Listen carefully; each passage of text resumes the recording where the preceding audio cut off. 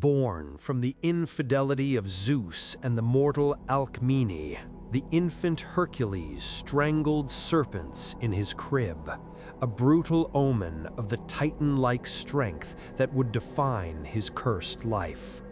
But this was never a tale of strength alone.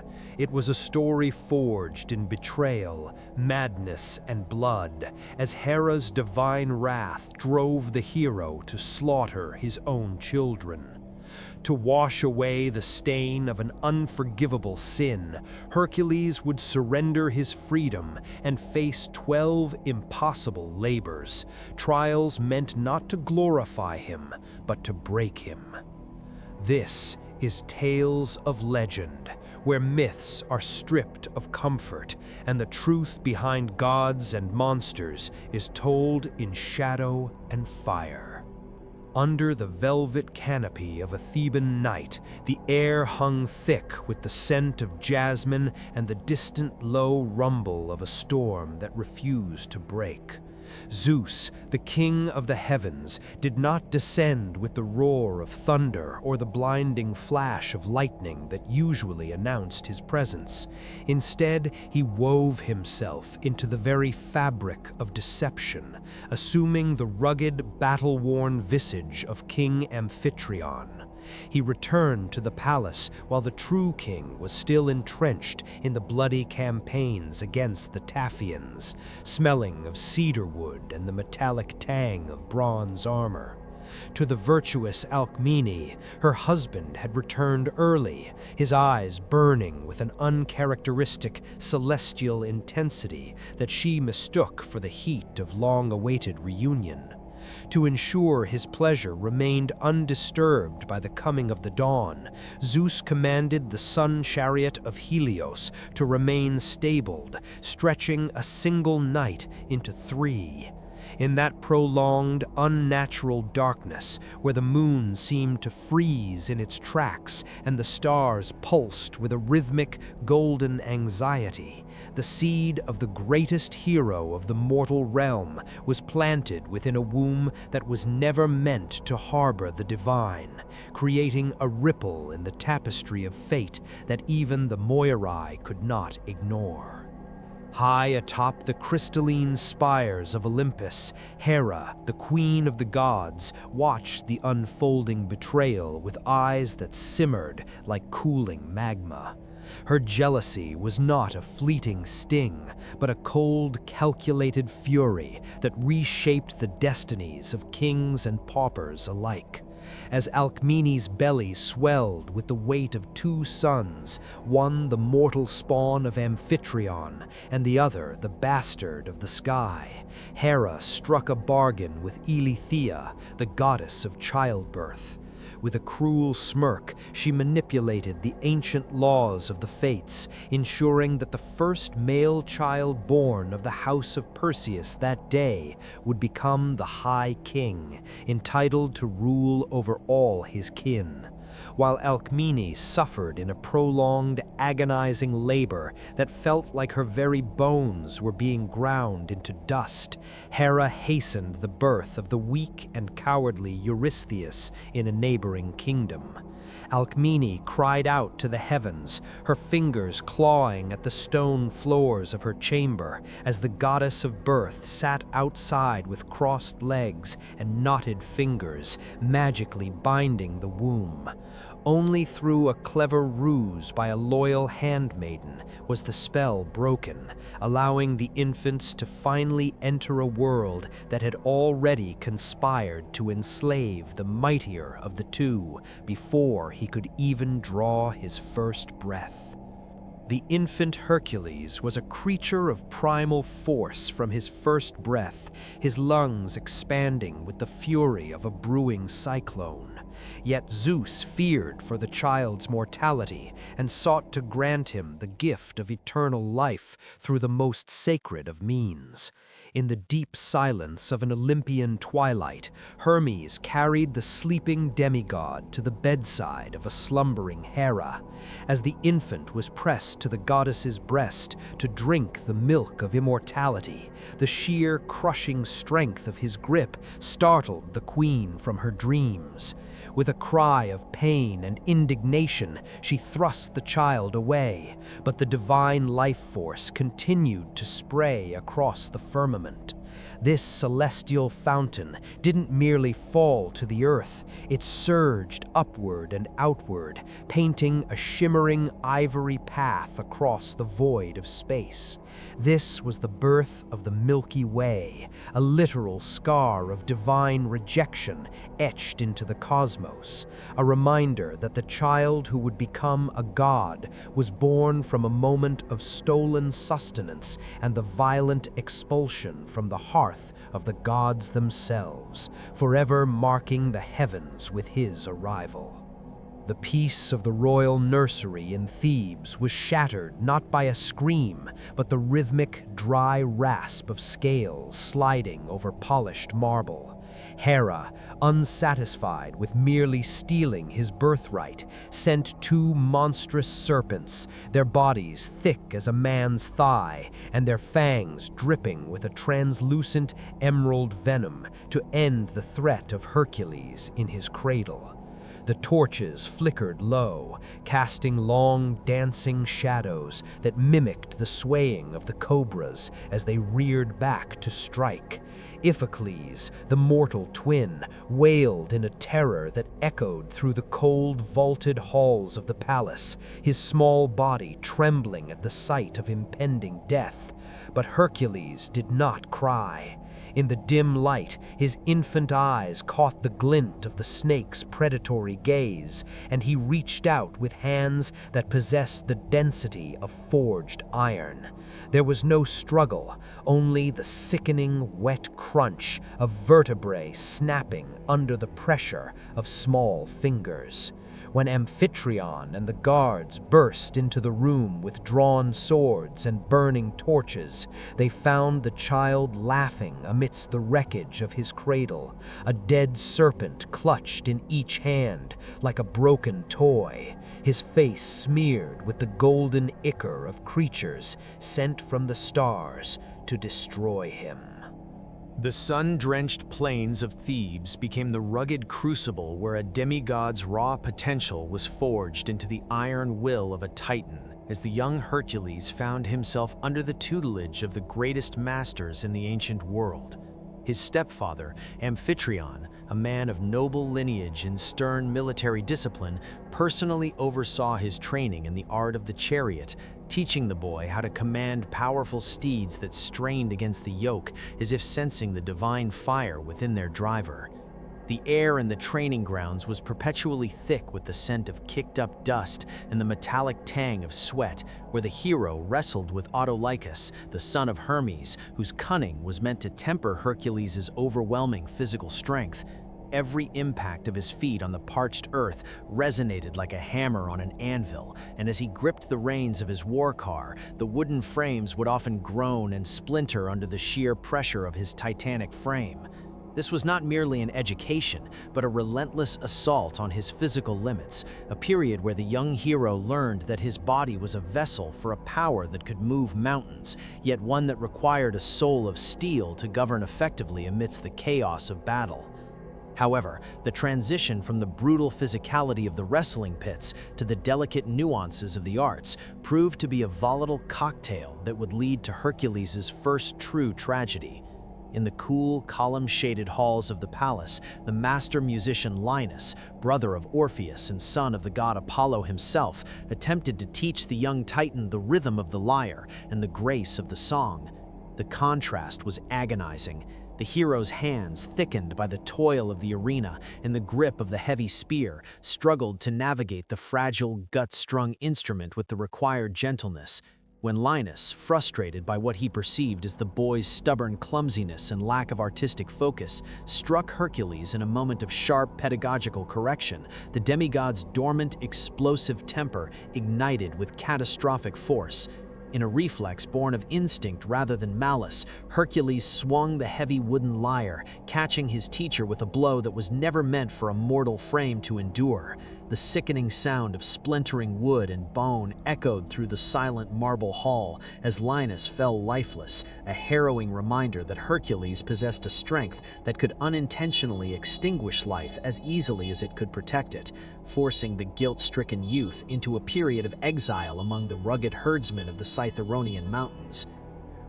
Following the dark shadow of his first unintended sin, the young hero sought solitude in the wild ridges of the world, where he encountered the ultimate test of his internal character, a moment known to history as the choice of Hercules.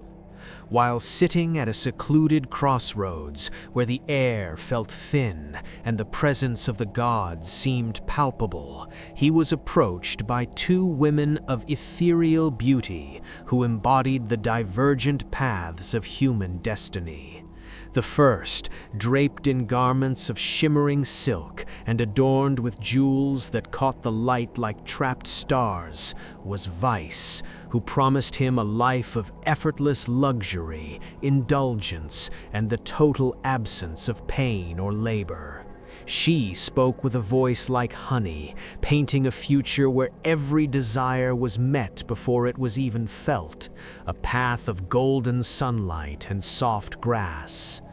Opposite her stood Virtue, a figure of stoic grace, dressed in simple, snowy robes, her eyes reflecting the cold, honest clarity of the morning sun.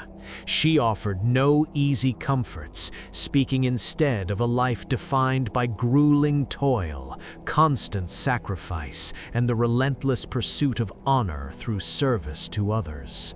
Virtue warned him that nothing truly great is ever achieved without sweat and sorrow, yet the reward would be an immortal glory that time itself could never erode. In that hallowed silence, Hercules looked upon the easy decadence of vice and the rugged uphill ascent of virtue, ultimately turning his back on pleasure to embrace the jagged, glorious road of the hero. This moral awakening was immediately followed by a trial of blood and fur, as the young hero sought to prove his commitment to his chosen path by confronting the Cytherean lion. This was no ordinary beast, but a mountain-dwelling predator that had turned the peaceful pastures of King Thesbius into a landscape of carnage, its roar chilling the marrow of even the most seasoned hunters who dared to track it. Hercules pursued the beast through the labyrinthine canyons and sun-scorched crags for 50 days, his senses heightened by the primal stakes of the hunt and the weight of his new resolve to protect the innocent.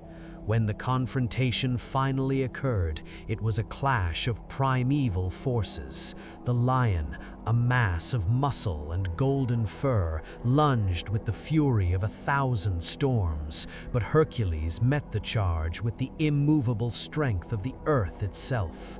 The struggle was a visceral ballet of dust, claws, and teeth, ending only when the hero's hands, the same hands that had once shattered a lyre in a moment of rage, closed around the beast's throat with the finality of a closing tomb. Upon slaying the monster, Hercules did not merely walk away from the kill. He took the beast's own skin as a mantle and its head as a helmet, a symbol of his transition from a volatile youth into a disciplined protector. This victory marked the true birth of the Titan who would soon face the 12 labors that would define the very essence of heroism for all of eternity. In the golden twilight of the city-state of Thebes, the air was thick with the scent of blooming jasmine and the distant melodic laughter of children playing in the courtyards. Hercules, the Titan-muscled champion who had saved the city from the minions, had finally found a semblance of the peace that had eluded his turbulent bloodline since birth. Beside him sat Princess Megara, her eyes reflecting the warmth of the hearth fire, her presence a calming anchor to his restless spirit. Their sons, bright-eyed and full of the vitality of their divine lineage, wrestled with the innocence of those who knew nothing of the jealousies of Olympus or the weight of a hero's burden.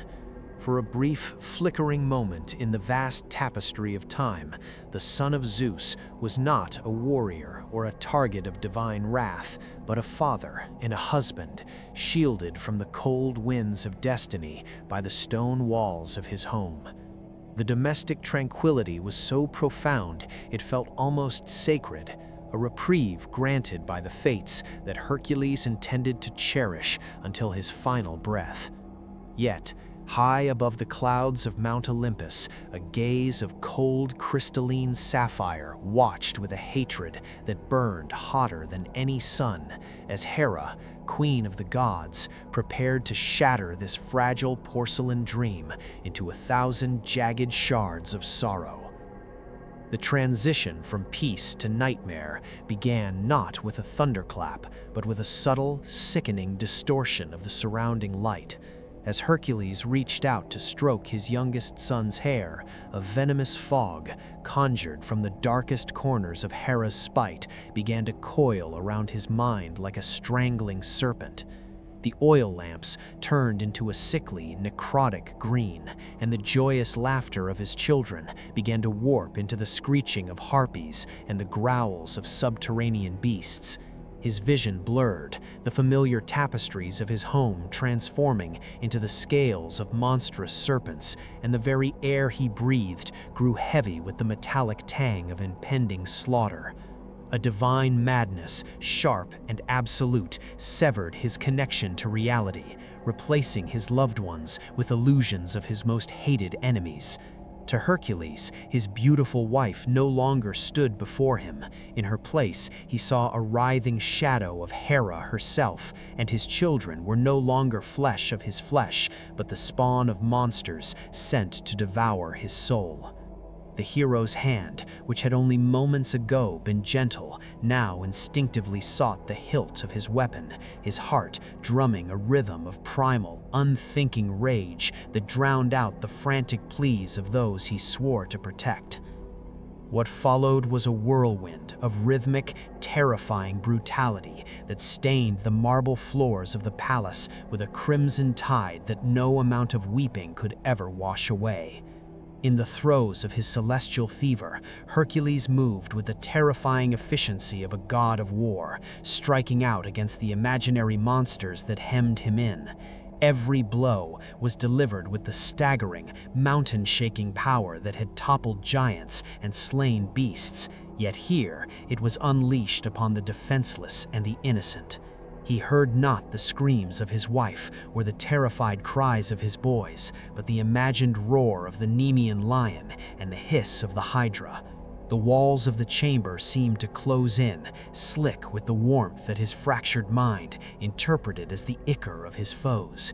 He hunted them through the corridors of his own home, a predator driven by a curse so profound it robbed him of his very humanity and replaced his moral compass with a jagged void of bloodlust. The physical exertion was immense, but the psychological walls Hera had erected were impenetrable. He was a captive in his own body, a passenger to a massacre he believed to be a righteous defense of his own life against the forces of darkness. When the last demon fell and the silence of the grave descended upon the house of the hero, the madness did not immediately lift, but lingered like a foul stench, savoring the devastation it had wrought. As the divine veil finally began to dissolve, the horrific reality pierced through the fog like a cold iron blade. The necrotic green light faded, replaced by the pale, indifferent rays of the moon filtering through the high windows of the palace. Hercules stood in the center of the room, his chest heaving with exertion, his hands and tunic drenched in a blood that was too warm and too familiar. The monsters were gone. In their place lay the broken forms of Megara and their sons, their faces frozen in expressions of confusion and terror that would haunt his dreams for eternity. The realization did not come as a single wave, but as a crushing avalanche that buried his soul beneath the weight of 1,000 mountains. He reached out to touch a small, cold hand, his voice a broken rasp as he called names that would never again be answered. The silence that followed was louder than any battle cry, a vacuum of grief that seemed to suck the very air from his lungs and the strength from his bones. He was no longer a hero or a champion. He was a murderer, a vessel of divine cruelty who had been forced to destroy the only world that ever truly mattered to him. The agony of his heart surpassed any physical wound he had ever sustained, a jagged, pulsing void where his family had once lived. Shrouded in a gloom that even the bright sun of Greece could not pierce, Hercules wandered the wilderness as a ghost of his former self, his eyes hollowed by a grief that verged on catatonia. The weight of his sin was a physical burden, a millstone around his neck that dragged him toward the brink of self-destruction as he sought some way to atone for the blood on his hands. He sought solace in the deepest shadows of the mountains, but the ghosts of his family followed him, their silent accusations echoing in every gust of wind and every rustle of the leaves. Driven by a desperate, burning need to purge the stain from his spirit, eventually he made his way to the sacred, smoke-filled heights of Delphi, where the Pythia sat amidst the ancient vapors of the earth. His voice, once capable of commanding armies and intimidating kings, was now mere a whisper as he begged for a path to redemption, for any task, no matter how impossible, that might wash the blood from his soul. The oracle's response was a sentence of divine servitude. He was to travel to Tiryns and submit himself to his cousin, King Eurystheus, a man he despised, and perform whatever tasks were demanded of him. This was the birth of the 12 labors, not a quest for glory or gold, but a grueling, decade-long pilgrimage of penance.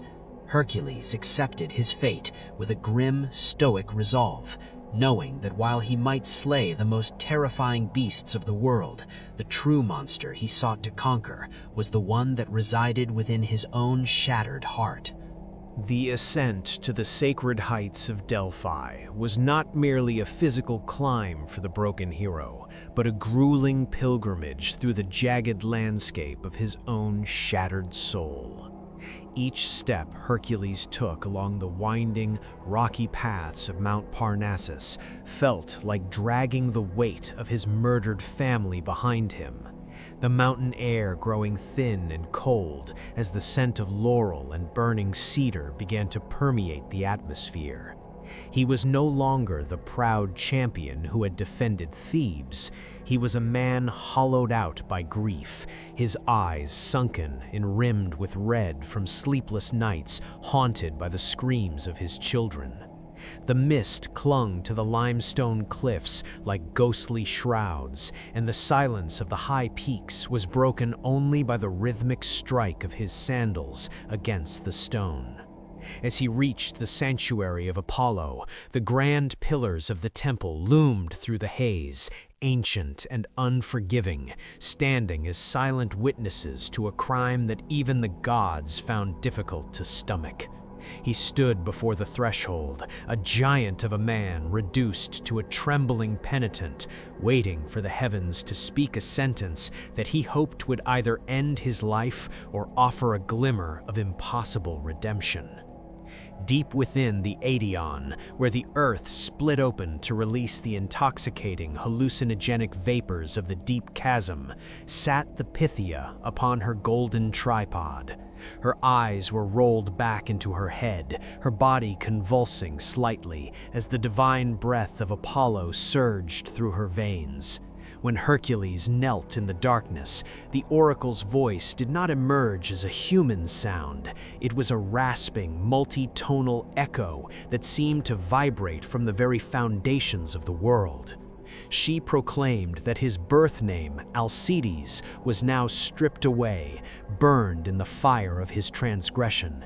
Henceforth, he was to be known as Heracles, the glory of Hera, a name of profound irony that shackled his identity to the very goddess who sought his total annihilation.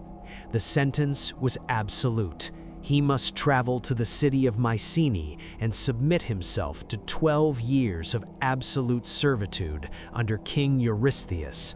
He was commanded to perform 10 labors of such legendary difficulty that they bordered on the suicidal, and only through this total subjugation to a man he despised could his spirit be cleansed of the blood guilt that stained his hands.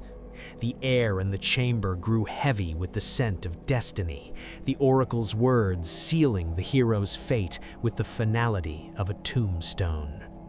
The journey to the fortress of Mycenae was a walk through the Valley of Humiliation, and as the massive Lion Gate came into view, the weight of his new servitude pressed down on Heracles like the sky itself. Within the Cyclopean walls of the citadel, King Eurystheus waited, though calling him a king felt like an insult to the title. He was a spindly, trembling man, a coward whose authority was derived entirely from the whims of Hera and the luck of a premature birth. When the shadow of Heracles fell across the throne room, Eurystheus visibly recoiled, his face turning a sickly shade of pale as he looked upon the sheer physical magnitude of the man he was now destined to command. The tension in the hall was suffocating. The soldiers of Mycenae stood frozen, watching the most powerful man on earth bow his head before a monarch who lacked the courage to look him in the eye. Eurystheus, terrified that Heracles might snap and crush his skull with a single blow, retreated toward a large bronze storage jar he had prepared as a sanctuary, his voice cracking as he stuttered the first of his commands. It was a spectacle of cosmic injustice, a lion forced to obey the commands of a jackal. But the hero remained silent, his rage suppressed by the desperate need for a clean conscience. The terms of the labors were laid out with sadistic precision, intended to ensure Heracles never returned to the world of the living. Eurystheus, prompted by the invisible whispers of Hera, began to weave a tapestry of impossible tasks that spanned the known world and the terrifying realms beyond. These were not mere tests of strength, but descents into the heart of primordial chaos, requiring the hero to face monsters that had existed since the dawn of time. The first of these commands was issued with a trembling finger pointed toward the valley of Nemea. The hero was to slay the Nemean lion, a beast with skin so thick that no blade of bronze or iron could pierce its hide. The king's eyes glittered with a frantic sort of cruelty as he detailed the conditions. No army would assist him, no glory would be shared, and his life was forfeit the moment he stepped outside the city walls. Heracles listened as the list of horrors unfolded, each labor a new link in the chain that bound him to his divine tormentor. He accepted the yoke of his servitude, not out of loyalty to the crown, but as a warrior embarking on a war against his own nature. As he turned to leave the citadel, the heavy bronze gates of Mycenae groaned shut behind him, marking the beginning of a decade of blood, sweat, and the slow, agonizing transformation of a man into a god. The valley of Nemea lay under a heavy, suffocating silence, a wasteland where the very wind seemed to hold its breath in terror. Hercules moved through the tall, scorched grasses of the Argolis region, his eyes scanning the jagged limestone ridges for any sign of the golden-furred predator that had turned this once fertile land into a desolate graveyard. The air was thick with the copper scent of dried blood and the musky, overpowering odor of a beast that knew no equal in the natural world.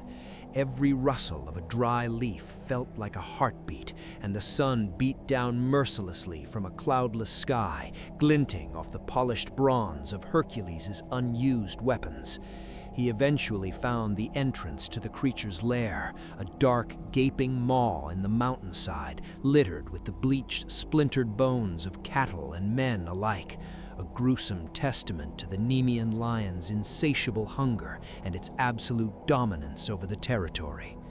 As he approached the threshold of the cavern, a low rumble vibrated through the earth itself, a sound that was less of a growl and more of a tectonic shift, signaling that the nightmare of the Peloponnese was finally awake and aware of the divine intruder in its domain. Without warning, the beast exploded from the shadows like a shimmering projectile of muscle and golden fur, a creature so massive it seemed to defy the natural order of the wild. Hercules, reacting with the superhuman speed of a demigod, notched a heavy arrow and loosed it with a force that would have pierced a stone wall. To his absolute horror, the shaft did not sink into the creature's chest. Instead, it struck the lion's flank and shattered like brittle glass, the iron head falling uselessly into the dust. He fired again and again, his quiver emptying in a frantic rhythm, but every projectile bounced off the pelt as if it were forged from the finest celestial steel of Hephaestus. Realizing his distance game was entirely futile, Hercules gripped his massive club, a weapon carved from a solid ancient trunk of a wild olive tree, and swung it with a roar that rivaled the heavens. The heavy wood connected with the lion's skull with a sickening heavy crack, but it was the club that splintered into 1,000 jagged pieces, leaving Hercules standing unarmed and vulnerable against a monster that could not be cut, pierced, or crushed by any weapon forged by human hands. The struggle shifted from a hunt to a primal, desperate wrestling match within the claustrophobic and lightless confines of the lion's two-mouthed cave. Hercules discarded his useless tools and lunged forward, wrapping his massive corded arms around the beast's thick, muscular neck, feeling the searing heat of its breath and the serrated edge of its roar against his own chest. The lion thrashed with a supernatural fury that shook the very cavern walls, its claws sharp as obsidian razors, tearing at Hercules' skin and drawing the ichor-rich blood of a hero. Yet the son of Zeus did not let go. It was a collision of raw, celestial power against a terrestrial anomaly. The demigod's muscles bulged until they threatened to tear from his bones, his veins standing out like whipcords under the impossible strain of suppressing the monster's lethal movements. He drove his entire weight into the lion, pinning it against the cold, jagged stone of the cave floor, his grip tightening around its throat to cut off the very air that fueled its unnatural strength. For what felt like an eternity, they were locked in a macabre dance of death, until finally the lion's frantic heaving slowed, its golden eyes rolled back into its head, and the indomitable spirit of the Nemean nightmare was extinguished by the sheer crushing will of the hero. As the echoes of the struggle finally faded into a heavy silence, Hercules stood over the massive carcass, his body battered and stained with the grime of the cave, looking down at the legendary beast he had bested with nothing but his bare hands. He attempted to harvest the pelt, for a trophy of such a labor would be the only proof of his victory to King Eurystheus, but even in death, the lion's hide remained impenetrable to his steel. He tried his sharpest iron knives, only to see them dull and break against the golden fur as if they were made of soft lead. It was then, in a moment of desperate divine ingenuity, that Hercules realized that only the lion's own supernatural power could defeat its legendary defense. He took one of the lion's razor-sharp claws, still hooked and terrifying even in the stillness of death, and used it to slice through the hide with the ease of a hot blade through wax. He carefully flayed the creature, draping the massive, invulnerable skin over his own broad shoulders and fitting the lion's head as a grim, protective helmet. standing at the cavern's entrance once more, now clad in the shimmering, indestructible armor of his first conquest. Hercules was no longer just a man seeking penance. He had become a living titan, a golden-clad warrior who had stolen the very invincibility of his foe to prepare for the even darker horrors that waited in the labors ahead. The swamp of Lerna was not merely a wetland, but a festering wound upon the earth, a place where the sun struggled to pierce a thick, yellowed shroud of miasma that clung to the stagnant waters like a funeral veil. Hercules waded through the knee-deep muck, the iron-scented air thick with the rot of centuries, every step a grueling labor against the suction of the black, sulphurous silt that threatened to pull him into the lightless depths. Beside him, young Aeolus gripped a torch with trembling hands, his eyes darting across the bubbling surface of the lagoon, where oily slicks shimmered with an unnatural, iridescent sheen of corruption. The silence here was heavy and absolute, broken only by the occasional release of toxic gas from the depths, a sound like a low, wet sigh from the earth itself. It was in this suffocating stillness that the water began to churn, not with the gentle ripple of a fish, but with the violent upheaval of something massive and malevolent stirring from its lightless lair. The stench of decay intensified into a physical blow to the senses as the legendary Hydra began to ascend, its multiple serpentine necks rising from the dark water like the pillars of a ruined temple, each crowned with a head that bore rows of needle-sharp teeth and eyes that burned with a cold reptilian hatred. As the beast fully revealed its horrific form, the sheer scale of the nightmare became manifest. 9 heads, each swaying with a rhythmic, hypnotic lethality, hissed in a cacophonous discord that echoed off the surrounding cliffs like the sound of 1,000 sharpening blades. Hercules did not hesitate, his muscles rippling under the Nemean lion's pelt as he swung his massive olive wood club with the force of a falling star, shattering the skull of the leftmost head in a spray of dark, acidic ichor. Yet the victory was fleeting and terrifyingly brief. To his mounting horror, the jagged stump did not simply bleed, it convulsed with a grotesque, frantic energy, the flesh knitting itself back together before his very eyes in a display of dark divinity. From the gore of the single wound, 2 new heads sprouted, their growth accompanied by the wet, sickening sound of tearing sinew and snapping bone. The Hydra lunged, its head snapping from multiple directions at once, forcing Hercules into a desperate dance of evasion. The monster's breath was a weapon in its own right, a toxic purple fog that scorched the lungs and turned the very reeds at his feet into blackened ash, threatening to dissolve the hero's resolve as he realized that strength alone would only accelerate his own demise. The battlefield became a chaotic tableau of fire and shadow as Hercules realized the futility of a direct assault against a foe that thrived on its own destruction. He turned to Aeolus, his voice a commanding roar that cut through the Hydra's deafening hissing, ordering the lad to ignite the nearby grove of dead timber.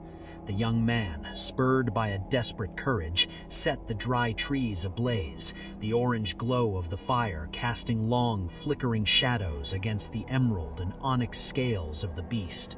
Hercules struck again, his club descending like a hammer of the gods to sever a neck near its base. But this time, before the regenerative magic could take hold, Aeolus was there with a flaming brand. He pressed the white-hot, searing wood against the raw, pulsing neck, the smell of burning flesh filling the air as the cauterized wound turned into a blackened, lifeless knot. The scream of the Hydra was a piercing, unearthly sound that shook the very foundation of the swamp, a realization that its immortality was being systematically stripped away by the combination of human ingenuity and searing heat.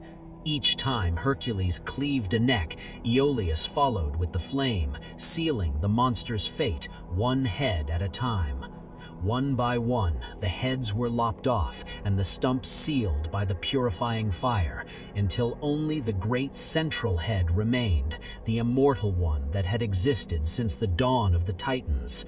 This final head was a nightmare of obsidian scales and glowing, venomous eyes, snapping with a speed that blurred the vision and forced Hercules to his knees under the weight of its lunges. Hercules grappled with the creature, his hands slick with the Hydra's caustic blood, which began to eat through his leather sandals and sear his skin with a burning intensity. With a titanic effort of will that pushed his demigod strength to its absolute limit, he pinned the writhing neck to the earth, and with a final earth-shaking blow, severed the immortal head from its body.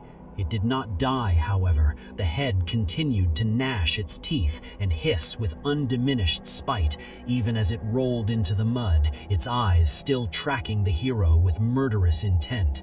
Understanding that this fragment of ancient divinity could never truly be extinguished, Hercules dragged a massive, jagged boulder, a stone so large it would have taken 10 men to move, over the spot, burying the immortal head deep beneath the weight of the earth, sealing it away in a tomb of stone, where its venom could no longer poison the world above.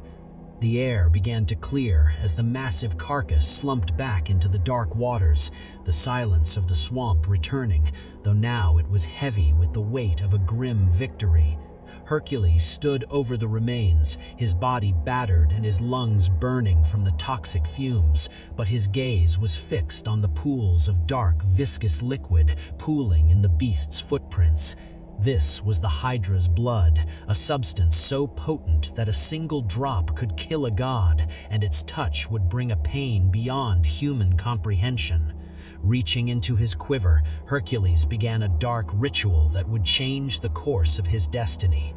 He dipped the tips of his arrows into the black ichor, watching as the wood stained dark and the bronze heads shimmered with a lethal, iridescent film that seemed to pulse with a life of its own.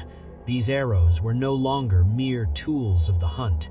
They were now harbingers of an agonizing end, a weapon that carried the concentrated essence of the Lernean horror. As he stood in the fading light of the swamp, the hero looked upon his newly forged arsenal with a mixture of pride and dread, knowing that he now carried the power to slay the unslayable, but at a cost to his own soul and the laws of nature that had yet to be fully measured. As the sun dipped below the horizon, casting long, bloody streaks across the horizon of Lerna, the transition from mortal man to living myth became ever more apparent in the silhouette of Hercules. The swamp, once a place of pure terror, was now a monument to his strategic brilliance and his endurance against the impossible. Yet the victory felt hollow in the chilling dampness of the evening. The invention of the poison arrows marked a shift in his journey, moving from the honorable combat of the Nemean lion to a more calculated, deadly form of warfare that the world had never seen.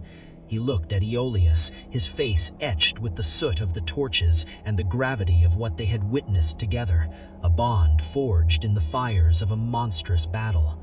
They departed the wasteland of Lerna in silence, the hero's shadow stretching long across the reeds, a titan who had not only conquered a beast of the underworld, but also harvested its most terrible secret.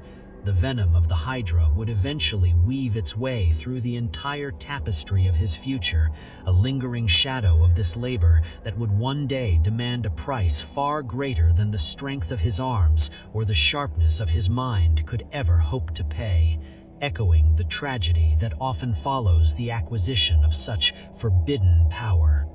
Deep within the emerald-veiled sanctuaries of Arcadia, where the morning mist clings to the ancient oaks like a ghostly shroud, a new trial awaited the son of Zeus.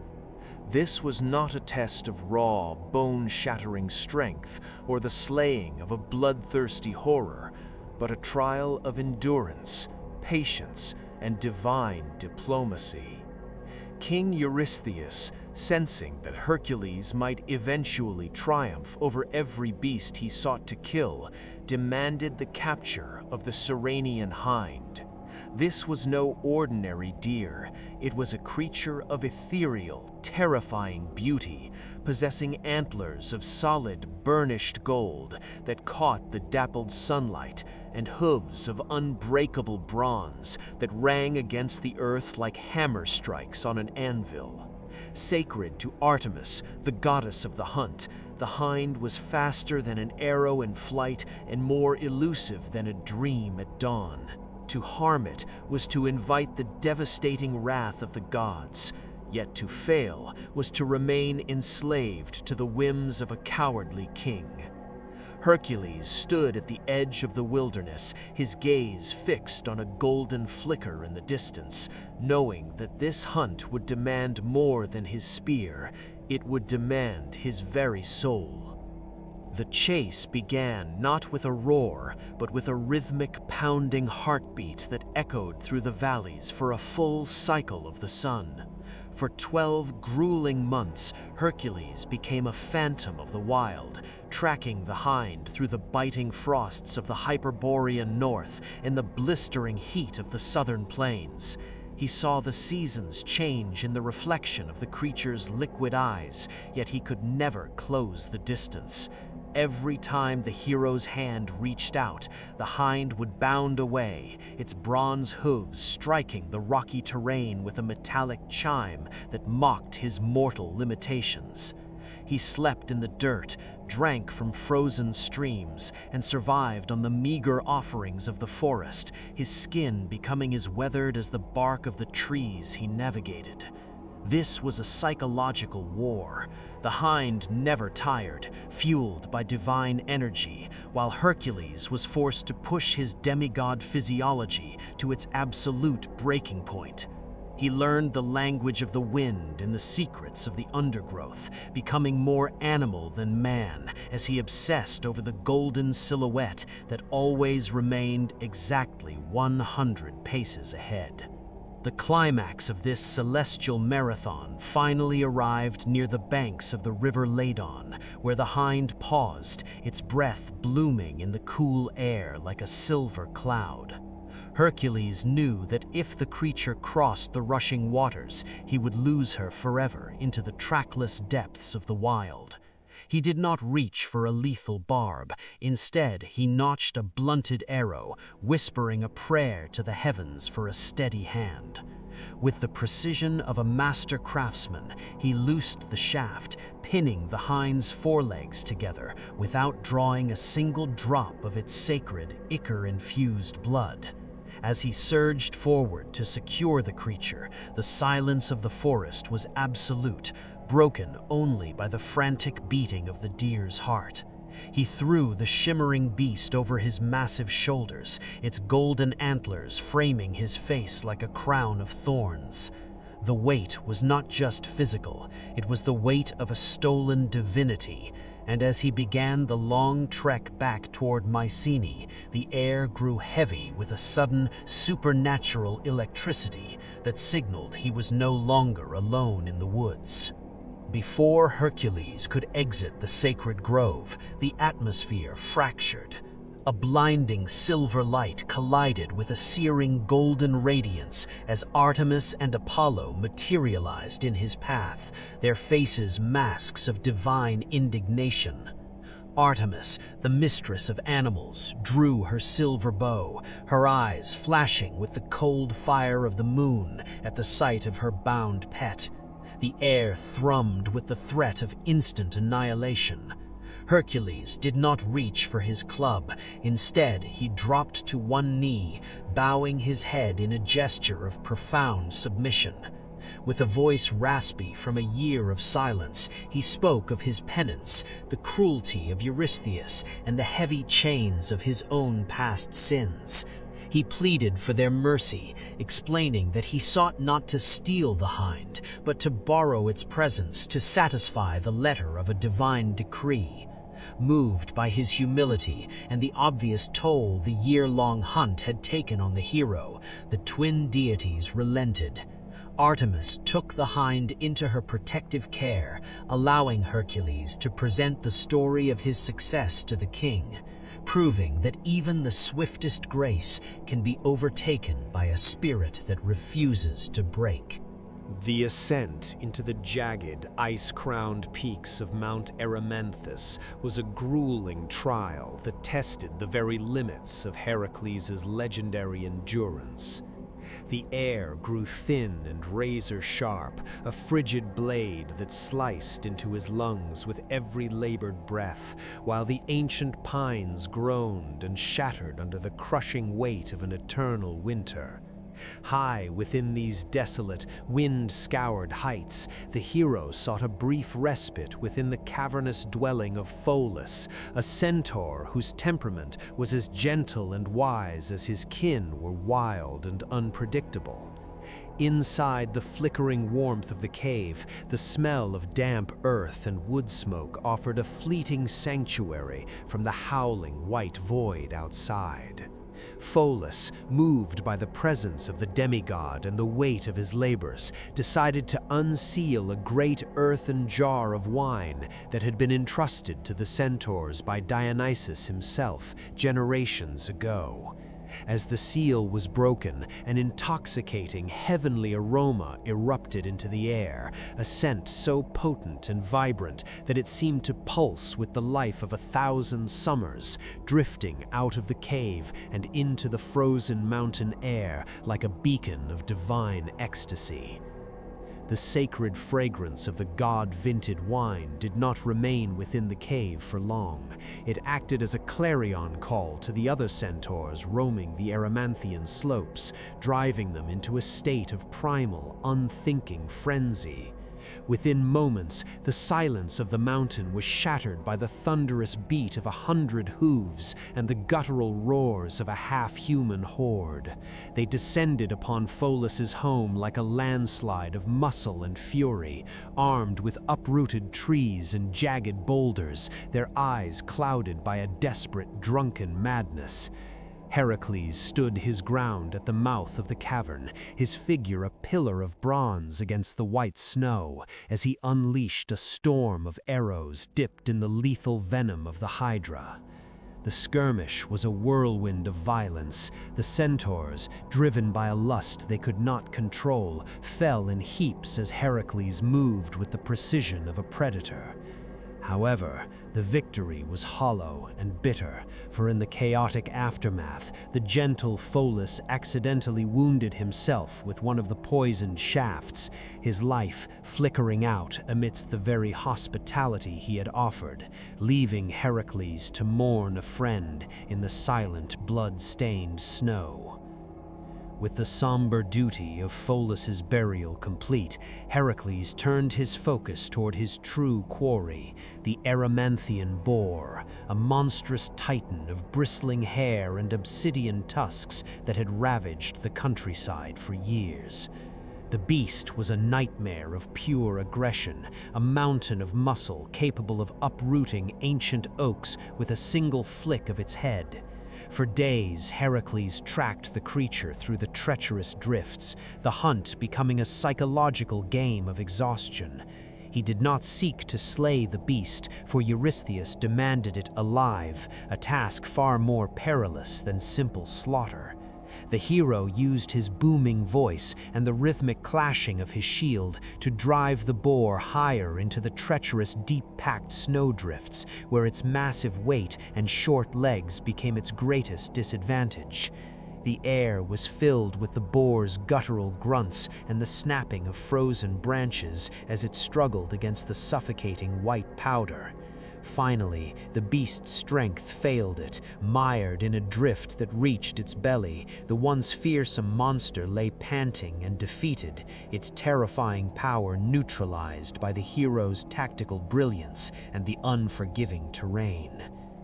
The journey back to the city of Tiryns was a spectacle of impossible strength, with Heracles heaving the bound, thrashing beast onto his broad shoulders, its massive head lolling near his own as he descended from the frozen heights. Word of his approach preceded him, a ripple of awe and terror flowing through the gates of the citadel as the citizens beheld the living nightmare their champion had subdued. Upon reaching the royal court, the sheer presence of the Erymanthian boar, even in its captive state, sent a wave of absolute panic through the palace. King Eurystheus, the man who had commanded this impossible task, was so utterly overcome by cowardice at the sight of the snarling, foam-flecked beast that he fled his throne in a frantic scramble. In a display of pathetic ignominy that would be remembered as long as the labor itself, the king scrambled into a giant bronze pithos jar buried in the floor, peeking out with trembling eyes as Heracles stood before him. The hero, draped in the shadow of the beast, looked down at his cowering master with a silent, simmering contempt. The fourth labor complete, and the king's fragility laid bare for all of Greece to see. The stench of Elis was not merely a foul odor, it was a physical weight that hung over the valley like a suffocating shroud, a toxic miasma born from 30 years of absolute neglect. King Augeas, possessor of the greatest herd of cattle in the known world, 3,000 divine beasts whose hides shimmered like copper, had allowed the filth of 3 decades to accumulate within the massive enclosures until the ground was buried beneath mountains of waste. It was a landscape of decay, where the air was thick with a black droning cloud of flies, and the soil had turned into a treacherous knee-deep mire of stagnation that poisoned the surrounding fields. To any mortal man, the task of cleansing these stables was a death sentence or a lifetime of futile toil, a calculated humiliation designed by King Eurystheus to break the spirit of the son of Zeus. As Hercules stood upon the sun-scorched ridge overlooking the sprawling, putrid plains, the heat beat down on the shimmering expanse of rot, reflecting a sickly light that mirrored the moral corruption of the king who ruled these lands. King Augeas, a man whose greed was as vast as his herds, watched the hero approach with a sneer of derisive amusement hidden behind a mask of regal indifference. He did not believe the task could be performed in a single day or 100, and so when Hercules proposed a bold bargain, the king's eyes gleamed with malice. Hercules demanded 1/10 of the royal herd should the stables be cleansed by sunset. Augeas, certain of the hero's failure, readily agreed, binding the oath with the confidence of a gambler holding a rigged deck. He saw in Hercules only a mountain of muscle, a brute who would surely spend the day drowning in the very filth he sought to remove, becoming a laughingstock for all of Greece. But the hero's eyes were not on the shovel or the rake. They were fixed on the distant horizon where the Alpheus and Peneus rivers carved their ancient paths through the rugged Peloponnesian terrain, shimmering like silver veins against the parched earth. Moving with a calculated, rhythmic intensity that defied the blistering sun, Hercules began his work not in the heart of the stables, but at the rocky foundations of the nearby hills. He became a titan of industry, his massive hands gripping boulders the size of houses and wrenching them from the earth like the sound of the world cracking in two. The sweat poured from his brow, mixing with the dust of the valley as he labored to dig 2 massive, deep trenches, carving a new destiny for the waters of the Alpheus and Peneus rivers. Each strike of his heel against the ground sent tremors through the valley, and each heave of stone redirected the ancient flow of the currents. He was reshaping the very geography of Elis, a master architect of the elements, who understood that to clean the earth, one must first harness the veins of the world.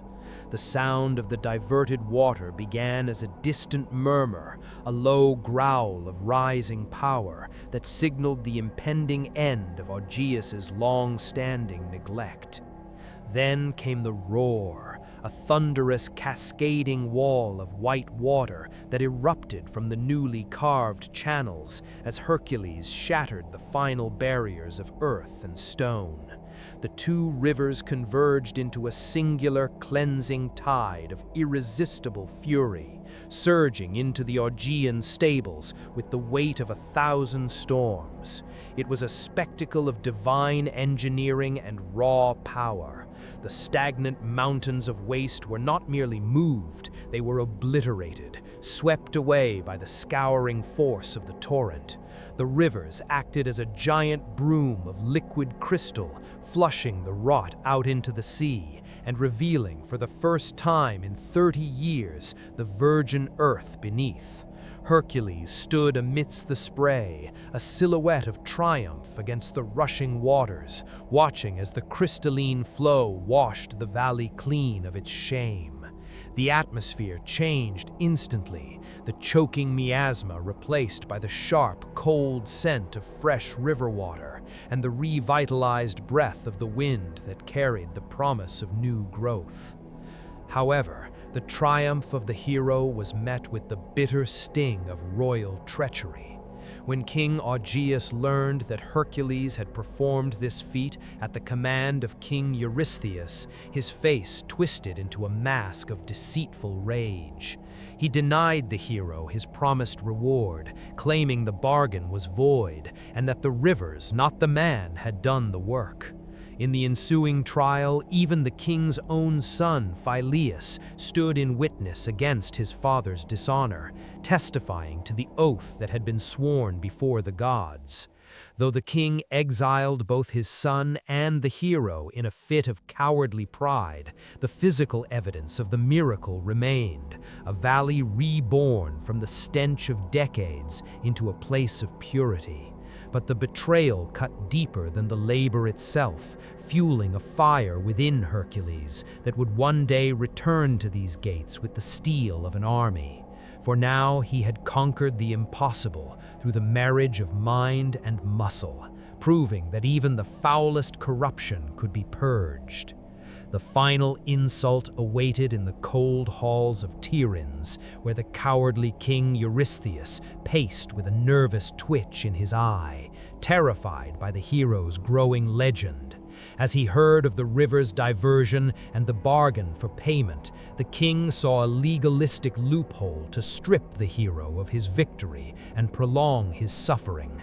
He declared the fifth labor invalid, arguing that because Hercules had demanded a reward from Augeas and had used the rivers to perform the task rather than his own hands, it did not count toward the 10 labors originally decreed. The hero stood before the throne, his skin still damp from the spray of the Alpheus, his silence more terrifying than any roar of a beast. He realized then that his path to immortality was being intentionally lengthened by the small-mindedness of a mortal king who feared the very light he was forcing Hercules to find. The labor was over, the stables were clean, but the debt of blood and toil continued to mount, drawing the hero further into a cycle of divine trials. The air over the Stymphalian marsh was not the air of the living. It was a thick, suffocating shroud of rot and metallic stagnation. Deep within the shadowed heart of Arcadia, Lake Stymphalos lay like a festering wound, its waters black and viscous, choked by tangled reeds that seemed to reach out like skeletal fingers. Here, the sun's light was filtered through a permanent haze of toxic vapors, casting a sickly, jaundiced pallor over the landscape. From the depths of this mire rose a sound that chilled the marrow, a discordant, rhythmic clanging, as if 1,000 blacksmiths were striking anvils in a frantic, murderous tempo. These were the Stymphalian birds, creatures of nightmare with plumage crafted from cold, unforgiving bronze and beaks sharpened to a razor's edge.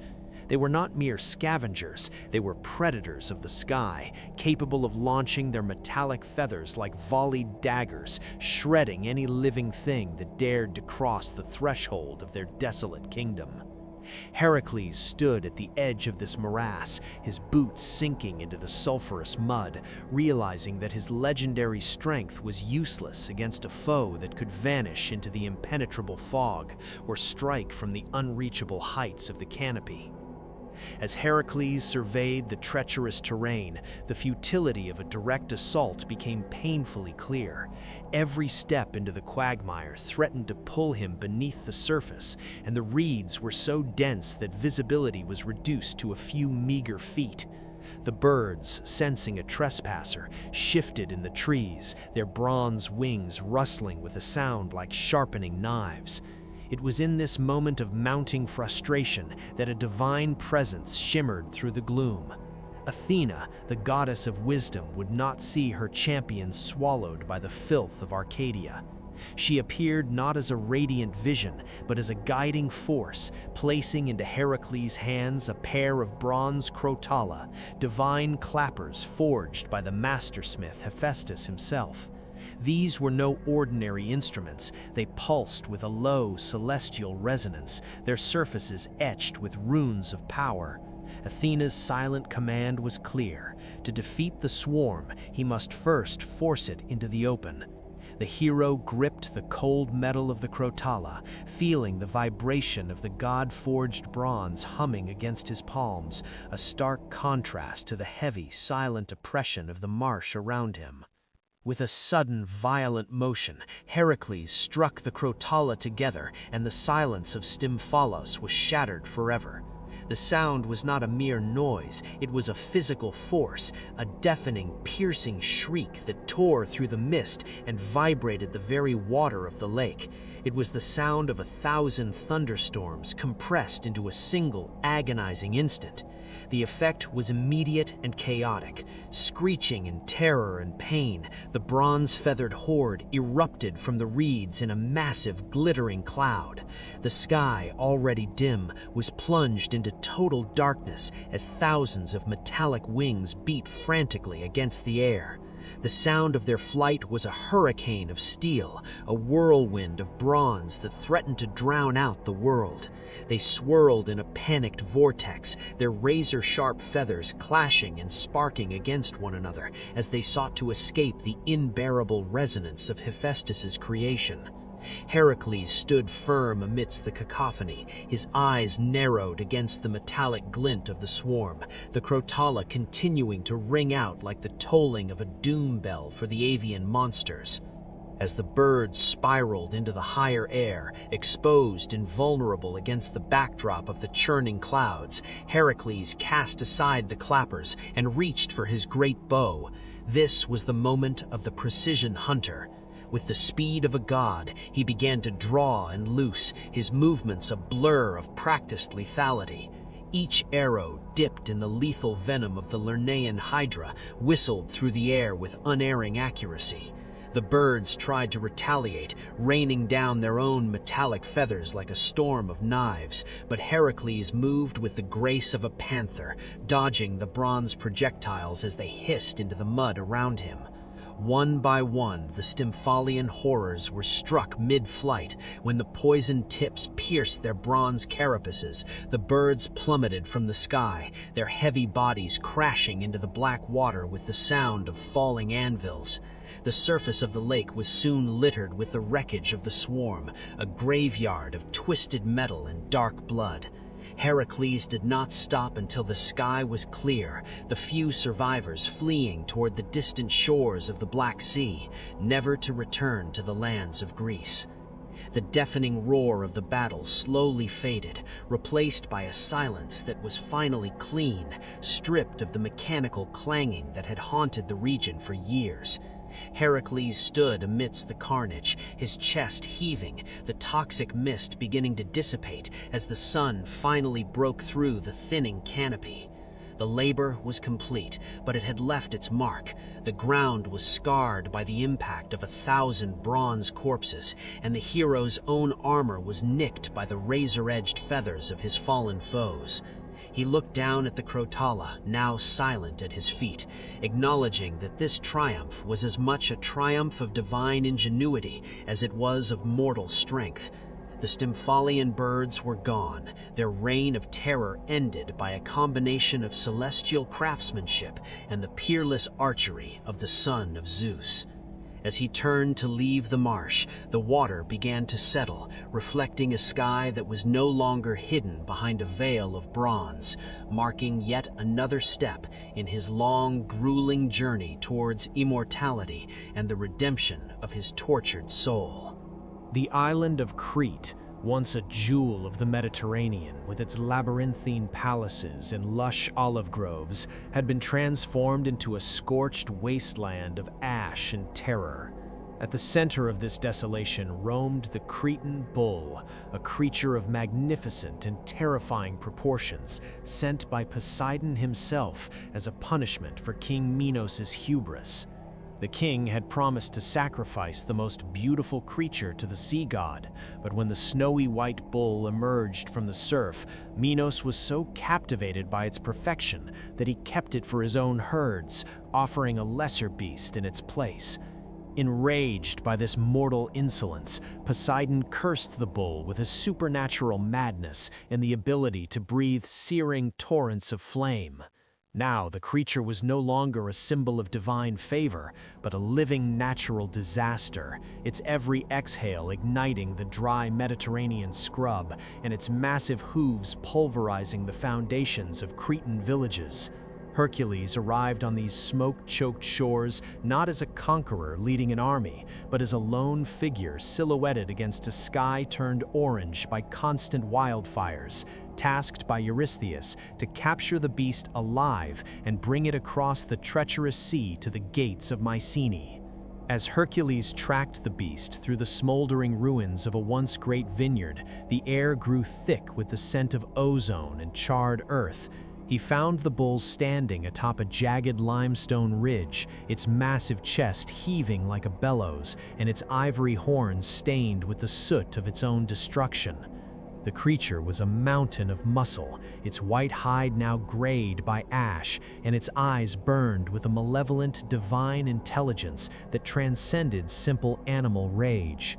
Hercules cast aside his club and his bow, knowing that to strike the beast with weapons would be to fail his labor. He needed to dominate the creature through sheer, unyielding physical presence. The bull spotted the demigod and let out a roar that vibrated through the very bedrock of the island, a sound that combined the crashing of waves with the crackling of a forest fire. It lowered its head, the heat radiating from its nostrils warping the air into a shimmering haze, and charged with a speed that defied its gargantuan size, its hooves carving deep furrows into the sun-baked earth as it bore down on the lone son of Zeus. The collision was like the meeting of two tectonic plates. Hercules did not dodge, he met the bull head-on, his massive hands gripping the base of its searing horns as the impact sent a shockwave through the ground. For hours, man and beast were locked in a primordial dance of power, a wrestling match that leveled the surrounding trees and sent clouds of dust spiraling into the atmosphere. The bull's breath scorched Hercules' skin, the supernatural flames licking at his torso, but the demigod's divine endurance held firm as he dug his heels into the dirt, refusing to be trampled. Every time the bull tried to toss its head and gore its opponent, Hercules applied a crushing pressure to its neck, his veins bulging like knotted ropes under his skin.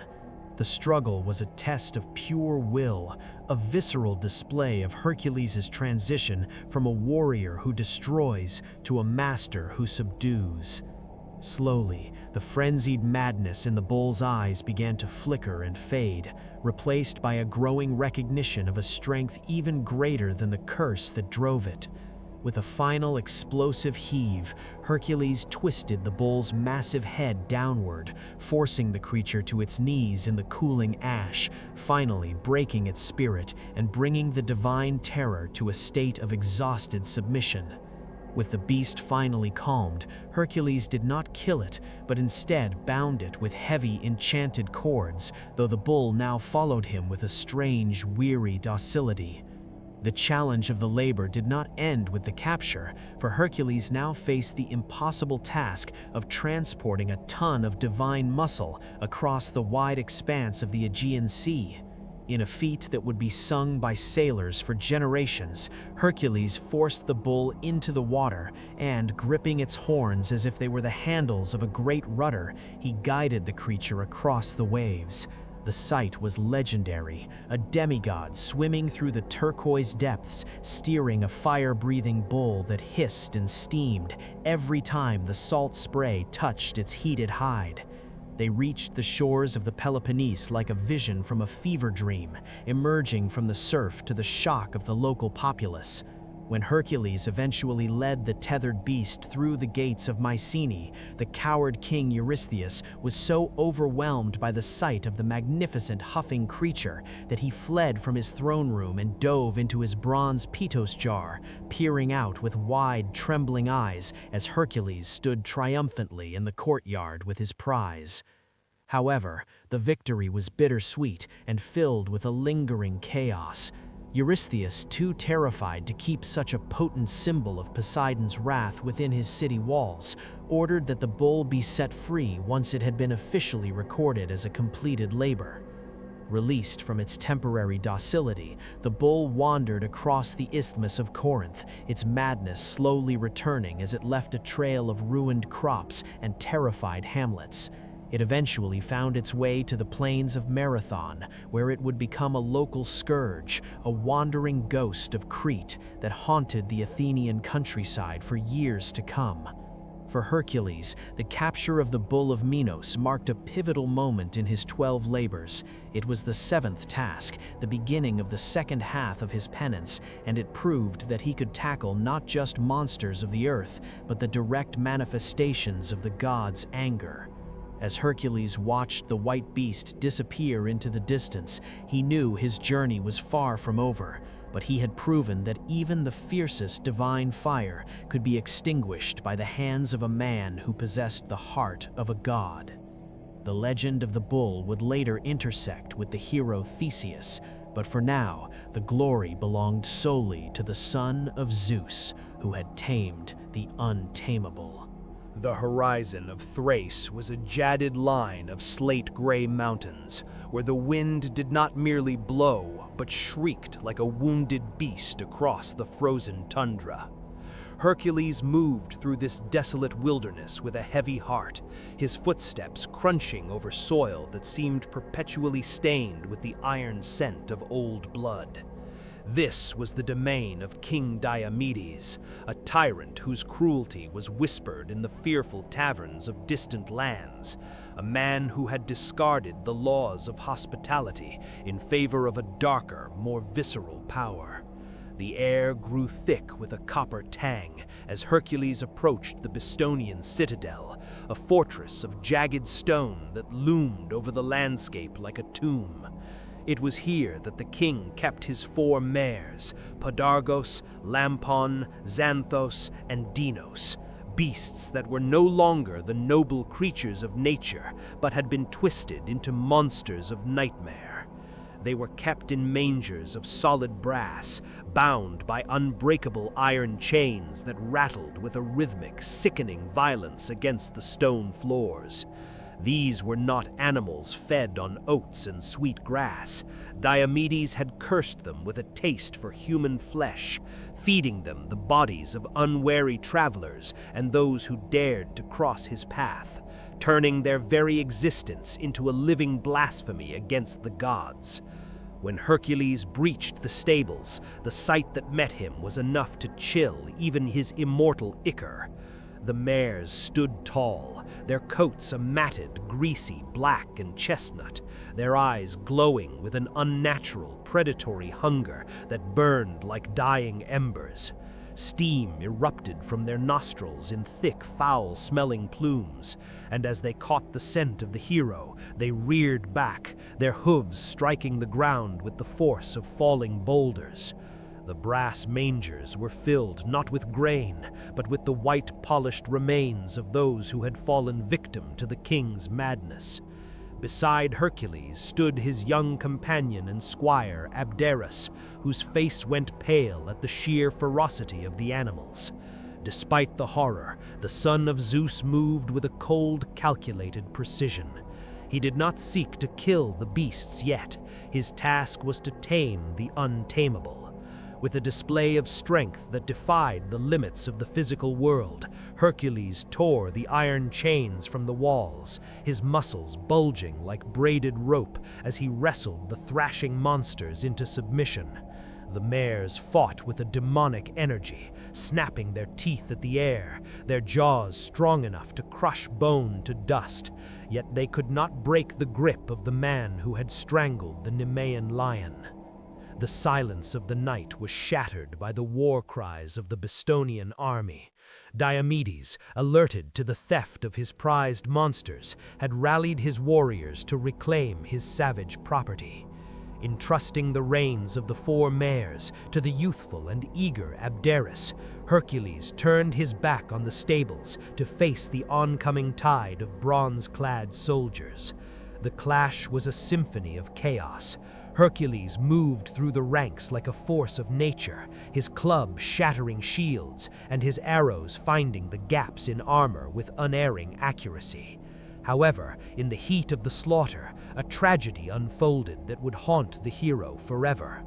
The mares, sensing the fear in the young Abderus and driven by a hunger that transcended their temporary taming, turned upon the boy. By the time Hercules had laid waste to the king's army and stood amidst the broken bodies of his enemies, he returned to find only the scattered remnants of his friend. The grief that washed over him was a physical weight, a roar of agony that shook the very foundations of the citadel. Abderus, who had followed him with nothing but loyalty and light in his heart, had been consumed by the very darkness they sought to conquer. Fury, cold and absolute, replaced the hero's grief as he sought out King Diomedes. He found the tyrant cowering behind his remaining guards, a man who had built a kingdom on the suffering of others. Hercules did not grant him the mercy of a quick death on the battlefield. Instead, he dragged the king by his heels across the blood-soaked earth, back to the very mangers where the mares waited, their mouths still stained with the lifeblood of Abderus. In a final poetic act of justice, Hercules cast the living king into the brass troughs. The mares, driven into a frenzy by the scent of their master's fear and the blood they had already tasted, descended upon Diomedes. The screams of the tyrant echoed through the hollow halls of the fortress, a harsh testament to the law of the harvest, that those who sow cruelty shall eventually be consumed by itself. As the king was devoured by the beasts he had created, a strange and eerie transformation took place. Once they had feasted upon the flesh of the man who had taught them to be monsters, their unnatural bloodlust vanished, the fire in their eyes dimmed to a soft glow, their muscles relaxed, and they stood before Hercules not as demons, but as docile, weary horses, finally freed from the curse of their master's ambition. Before leaving the accursed land of Thrace, Hercules paused to honor the memory of the fallen. On the spot where his friend had been lost, he labored to build a magnificent tomb, hewing great stones from the earth to mark the site. Around this monument, he laid the foundations of a new city, naming it Abdera in eternal tribute to the youth who had stood by his side. The city would grow to be a place of learning and trade, a phoenix rising from the ashes of Diomedes' tyranny. With the 4 mares now strangely calm and obedient, Hercules began the long journey back to Tiryns. He led them through the mountain passes and across the sun-drenched plains of Greece, a somber procession that drew gasps of awe from every village they passed. When he finally reached the court of King Eurystheus, the cowardly monarch retreated in terror at the sight of the legendary man-eaters. Hercules released the horses into the wild near Mount Olympus, where it is said they were eventually taken by the gods or succumbed to the natural predators of the peaks. The 8th labor was complete, leaving Hercules with another scar upon his soul and the weight of a lost friend. Yet the world was purged of one more shadow, and the name of Abderus was etched into the stars. The horizon of the Euxine Sea bledded into a bruised purple as the galley carrying Hercules and his band of chosen heroes cut through the salt-heavy mist toward the formidable shores of Themyscira. This was the 9th labor, a task born from the vanity of Eurystheus' daughter Admete, who coveted the girdle of Ares, a belt of unparalleled craftsmanship and divine power worn by Hippolyta, the queen of the Amazons. As the ship's keel scraped against the golden sands, the air grew thick with the scent of wild jasmine and the rhythmic metallic ring of bronze striking bronze. From the towering ivory gates of the city emerged a phalanx of warriors such as the world had never seen. Women of iron and grace, their skin bronzed by the sun and scarred by 1,000 skirmishes. They did not come with arrows notched, but with a terrifying, silent discipline. At their center rode Hippolyta, her presence radiating a sovereign command that momentarily halted even the pulse of the great son of Zeus. The girdle she wore shimmered with an ethereal amber light, a gift from the god of war that symbolized her right to rule this nation of untouchable hunters.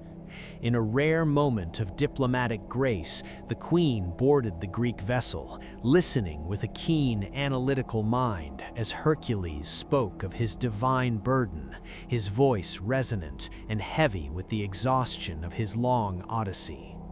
To his surprise, Hippolyta, moved by his honesty and the sheer gravity of his feats, agreed to part with the relic, seeing in Hercules a kindred spirit forged in the crucible of impossible trials. However, the heavens were never content with peace when the blood of Zeus flowed through mortal veins. High atop the peak of Olympus, Hera watched the peaceful exchange with a simmering, acidic fury, her eyes narrowing as she witnessed the potential for a bloodless victory. She would not allow her husband's bastard to claim a prize through negotiation. Descending like a shadow through the clouds, the goddess of marriage transformed her divine visage into that of a battle-scarred Amazon veteran, her voice taking on the rasp of a woman who had tasted decades of dust and gore. She moved through the ranks of the waiting Amazon army like a plague, whispering venomous lies into the ears of the captains. She spoke of treachery, claiming that the Greeks were not there for a belt, but to abduct Queen Hippolyta and sell her into the dark pits of the Peloponnese. The air in Themyscira shifted instantly. The warmth of the afternoon was replaced with a cold, electric tension. The warriors, fueled by a righteous protective instinct for their sovereign, began to sharpen their daggers and string their bows with gut string. The seeds of discord, planted by a goddess's spite, sprouted into a forest of spears. As Hercules stood on the deck, unaware of the celestial sabotage, he felt the atmosphere curdle, the silence of the city transforming from one of respect into the predatory stillness of a tiger preparing to leap. The peace shattered with the scream of a single war horn that echoed against the cliffs of the Thermodon River. Suddenly, the sky darkened not with clouds, but with a torrential rain of obsidian-tipped arrows. The Amazons charged with a ferocity that dwarfed the monsters Hercules had faced in the wilds of Nemea and Lerna. They moved as a single lethal organism, their horses' hooves drumming a funeral march on the earth. Hercules, caught in the middle of a perceived betrayal, felt the old familiar heat of the berserker's rage ignite within his chest. He believed Hippolyta had lured him into a trap, using her beauty and diplomacy as a veil for an ambush.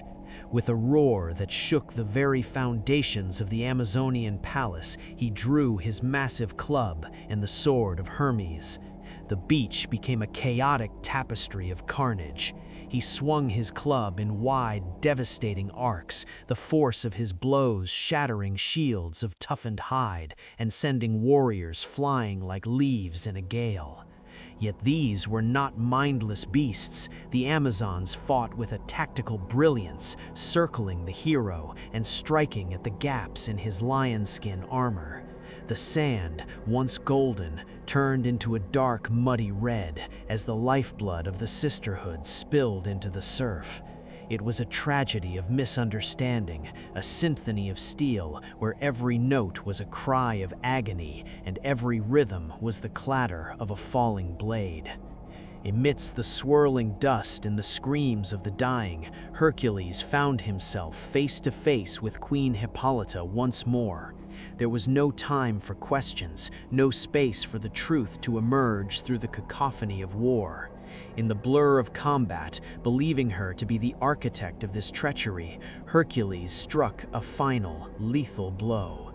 As the queen fell, the girdle of Ares slipped from her waist, its golden light dimming as if mourning its mistress. The realization hit Hercules like a physical weight as he looked into her dying eyes. There was no deceit there, only the confusion of a ruler who had been betrayed by her own people's sudden madness. He knelt in the blood-soaked surf, his massive fingers trembling as he unfastened the belt for her cooling form.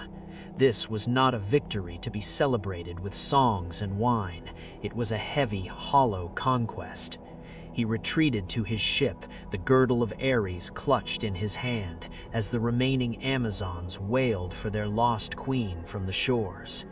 The voyage back to Tiryns was silent, the golden belt sitting on the deck like a cursed treasure. Hercules looked back at the receding towers of Themyscira, knowing that while he had fulfilled the whim of a spoiled princess, he had extinguished a light of civilization and strength that the world would never see again. The ninth labor was complete, but the stain of the Amazon's blood would linger on his soul long after the belt was delivered to Eurystheus's feet.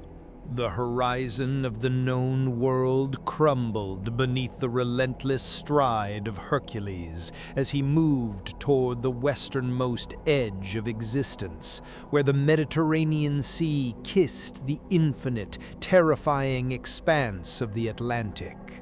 The air here was heavy with the salt of forgotten gods and the weight of a task that required him to cross continents and brave the very rim of the map. Finding the path blocked by the towering mountains of Atlas, which stood as a monolithic barrier between the internal sea and the outer ocean, Hercules did not seek a path around. Instead, he channeled the primordial strength of his divine lineage into a singular, world-shaking act of architectural violence. With a roar that echoed through the deep canyons and shook the foundations of the earth, he shattered the mountain range, wrenching the massive peaks asunder with his bare hands to create a gateway for the tides. These twin monoliths, which would forever be known as the Pillars of Hercules, stood as eternal sentinels at the threshold of the abyss, marking the boundary where mortal ambition met the divine unknown. The ground trembled beneath his feet as the sea rushed through the newly formed channel, a turbulent foam of sapphire and white that signaled his departure from the lands of men into the realm of mythic isolation. The crossing into the scorched Libyan wastes brought a different kind of torment, a searing, white-hot agony that poured from the heavens as Helios, the sun god, drove his golden chariot with unrelenting intensity across the sky. The sand beneath Hercules' sandals turned into liquid fire, and the air became a shimmering veil of heat that stole the breath from his lungs and the moisture from his skin, turning his sweat into steam before it could even bead. Driven to the brink of a divine madness by the oppressive glare that offered no shadow and no mercy, Hercules looked up at the golden disk of the sun and in a fit of Titan-like defiance notched an arrow to his bow. He aimed not at a beast of flesh, but at the light of the world itself, threatening the god of the sun with the very venom that had slain the Hydra. Impressed by this sheer suicidal audacity and the hero's refusal to bow even to the celestial elements, Helios did not strike the demigod down with a solar flare. Instead, the god descended in a blinding radiance and granted Hercules a massive golden cup, a celestial vessel capable of riding the currents of the ocean like a ship. Floating within this divine chalice, Hercules navigated the churning waves toward the island of Erythea, the red land that glowed like a dying ember in the far-flung reaches of the sunset. Upon setting foot on the blood-red soil of Erythea, the atmosphere shifted from the heat of the desert to a chilling, primordial dread.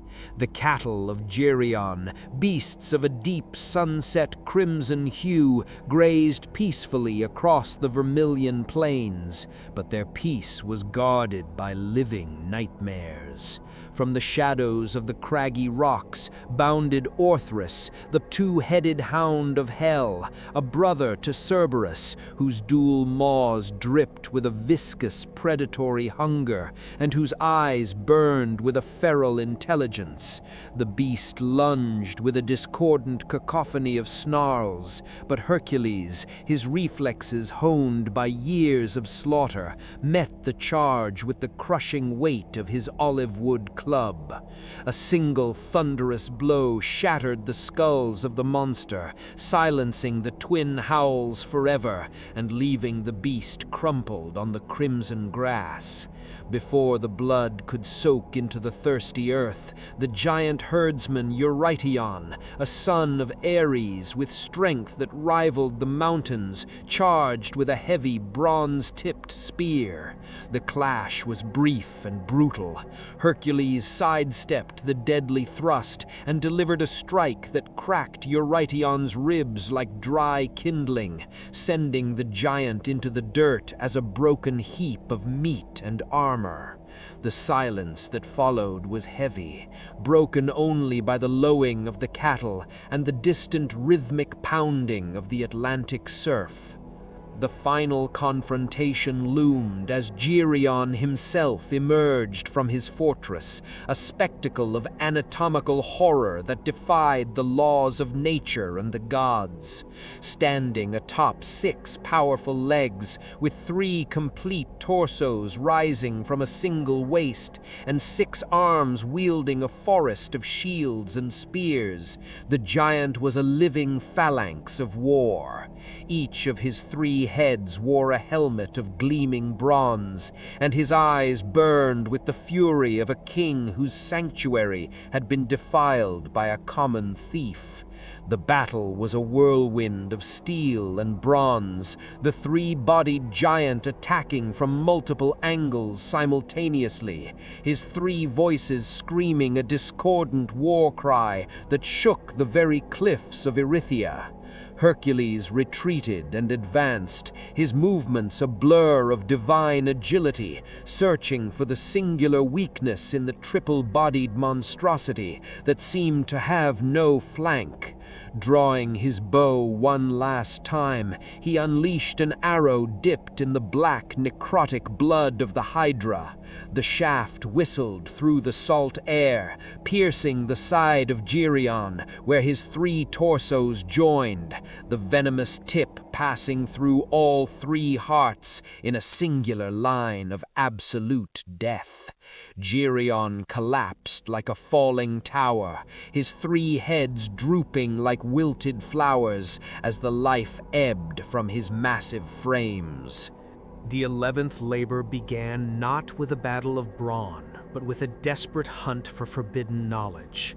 King Eurystheus, driven by a growing madness and a desire to see Hercules perish in the unknown, demanded the golden apples of the Hesperides, treasures of Hera herself, guarded by the daughters of Night and a monstrous, never-sleeping dragon. Hercules wandered through the wild peripheries of the world until he reached the salt-sprayed shores of the Aegean, where he sought Nereus, the old man of the sea. The demigod fell upon the ancient deity as he slept among the seals, initiating a wrestling match that defied the laws of nature. Nereus, a master of metamorphosis, twisted in Hercules' grip, his flesh turning into a roaring pillar of flame that licked at the hero's skin, then into a rushing torrent of freezing water that sought to slip through his fingers. He became a lunging lion, then a snapping serpent with venomous fangs, yet Hercules' grip remained as unyielding as the mountains. The titan-like strength of the son of Zeus finally broke the sea god's spirit. Gasping for breath and shivering in his true wizened form, Nereus whispered the secret path to the garden of the Hesperides, warning that no mortal hand could pluck the fruit without certain doom. Guided by the prophecy of the sea, Hercules trekked toward the jagged, frost-bitten peaks of the Caucasus Mountains, a desolate wasteland where the wind howled like a dying beast. There, he found a sight that chilled even his divine blood.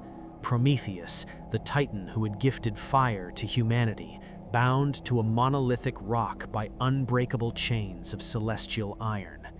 Every day, a massive eagle with wings the color of dried blood descended to tear into the titan's flesh, feasting upon his liver, which regenerated each night in an endless cycle of agony. Hercules, moved by the sight of such noble suffering, notched an arrow dipped in the lethal venom of the Hydra. With a thunderous release, the arrow pierced the eagle's heart mid-flight, sending the feathered shadow plummeting into the abyss. Using his immense strength, Hercules shattered the chains that had held Prometheus for ages. In gratitude, the Titan offered a final crucial piece of wisdom. Hercules must not enter the garden himself. Instead, he must seek out Atlas, the Titan who bore the weight of the firmament, for only a Titan's hands could safely handle the apples of the gods. Hercules traveled to the very edge of the known world, where the earth meets the endless void of the stars. There stood Atlas, a figure of monumental scale, his muscles knotted like ancient oak roots as he buckled under the crushing weight of the celestial sphere. The sky was a swirling vortex of nebulae, planets, and constellations, pressing down with a force that would have pulverized a lesser being into dust. Hercules approached the weary giant and proposed a bargain. He would hold the heavens if Atlas would retrieve the 3 golden apples from the nearby garden of the Hesperides. As the transition occurred, the world groaned. Hercules stepped beneath the cosmic burden, and for the first time, he felt the true, agonizing scale of the universe. His spine creaked, his knees trembled, and the sweat that poured from his brow felt like lead. Every nerve in his body screamed under the pressure of the planets, while Atlas, suddenly light and liberated, strode into the garden. Within the lush twilight grove, Atlas confronted the dragon-laden, 100-headed horror coiled around the tree of gold. With the dragon distracted or slain by Hercules' long-range arrows from afar, Atlas plucked the shimmering fruit, their glow illuminating the shadows of the eternal garden like miniature suns. Atlas returned from the garden, the 3 golden apples clutched in his massive palms, but his eyes held a new, dangerous spark of defiance.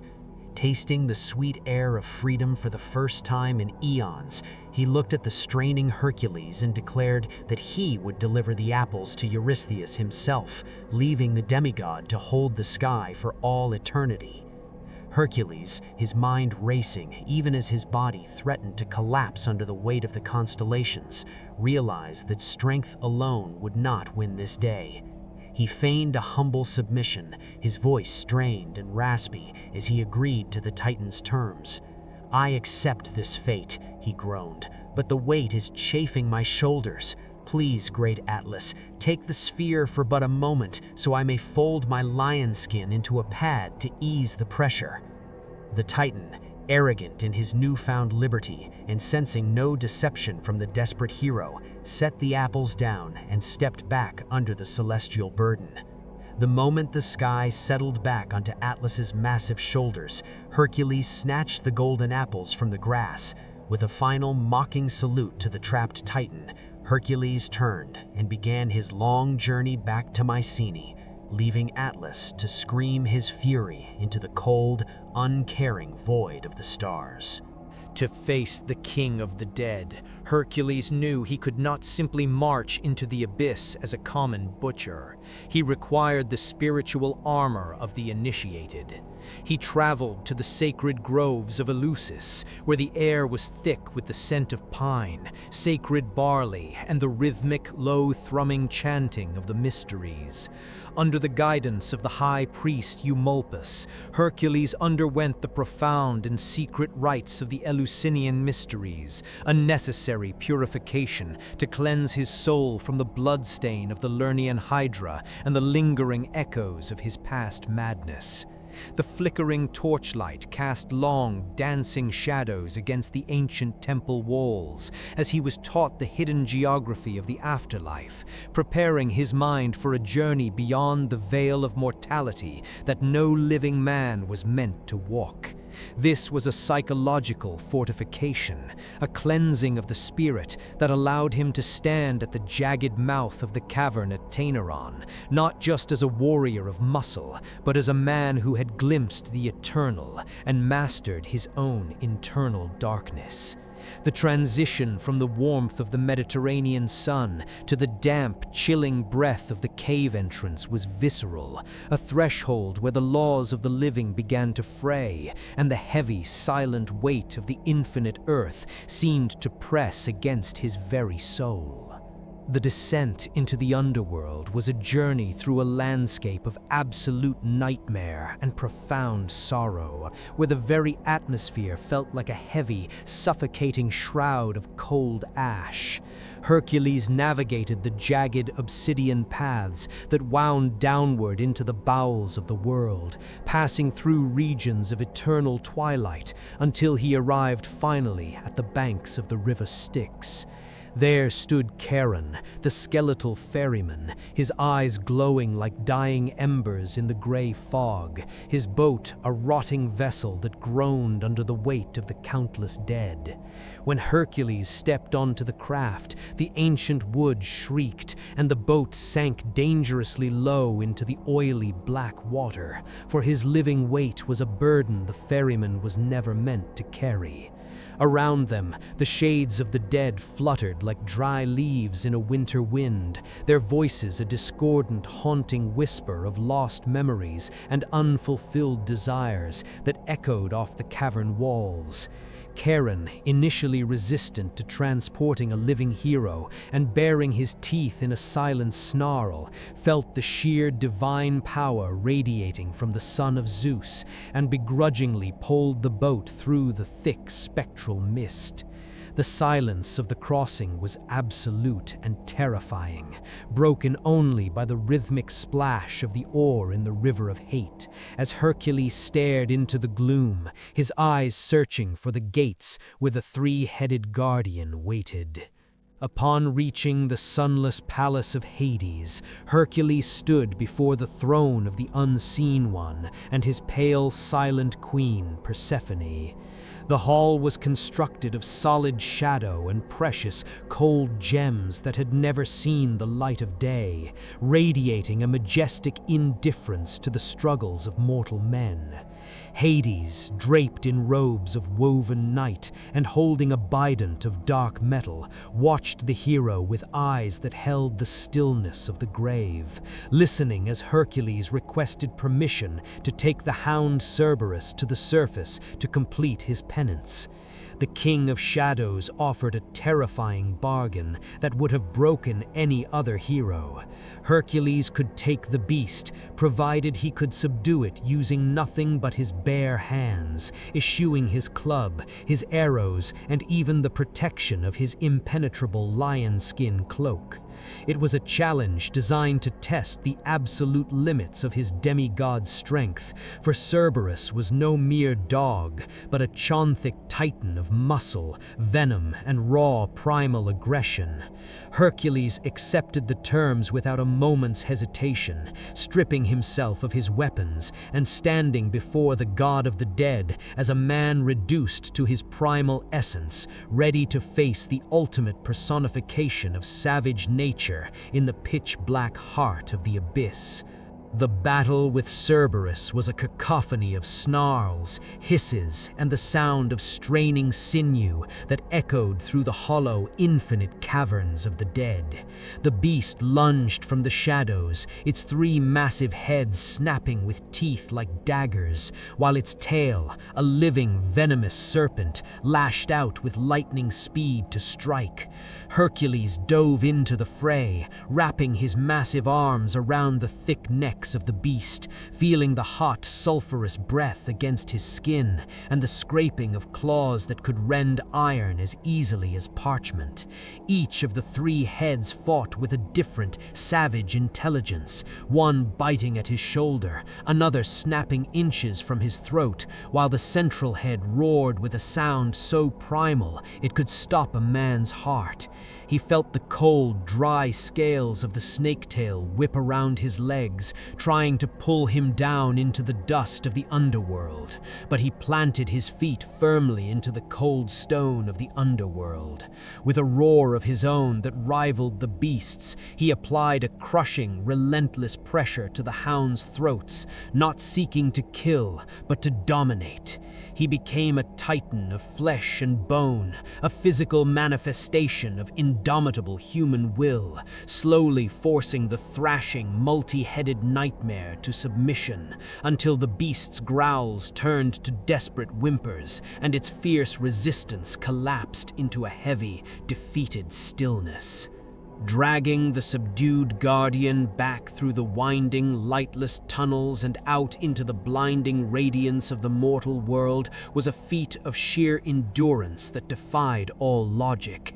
As they emerged into the harsh sunlight of the upper world, Cerberus howled in agony, his eyes unaccustomed to the brilliance of Helios, and his poisonous bile dripped on the dry earth, giving birth to the first lethal aconite plants where it touched the soil. Hercules marched towards Tiryns with the massive, three-headed hound in tow, a sight so impossible and terrifying that birds fell from the sky in fear, and the wind seemed to stop in its tracks.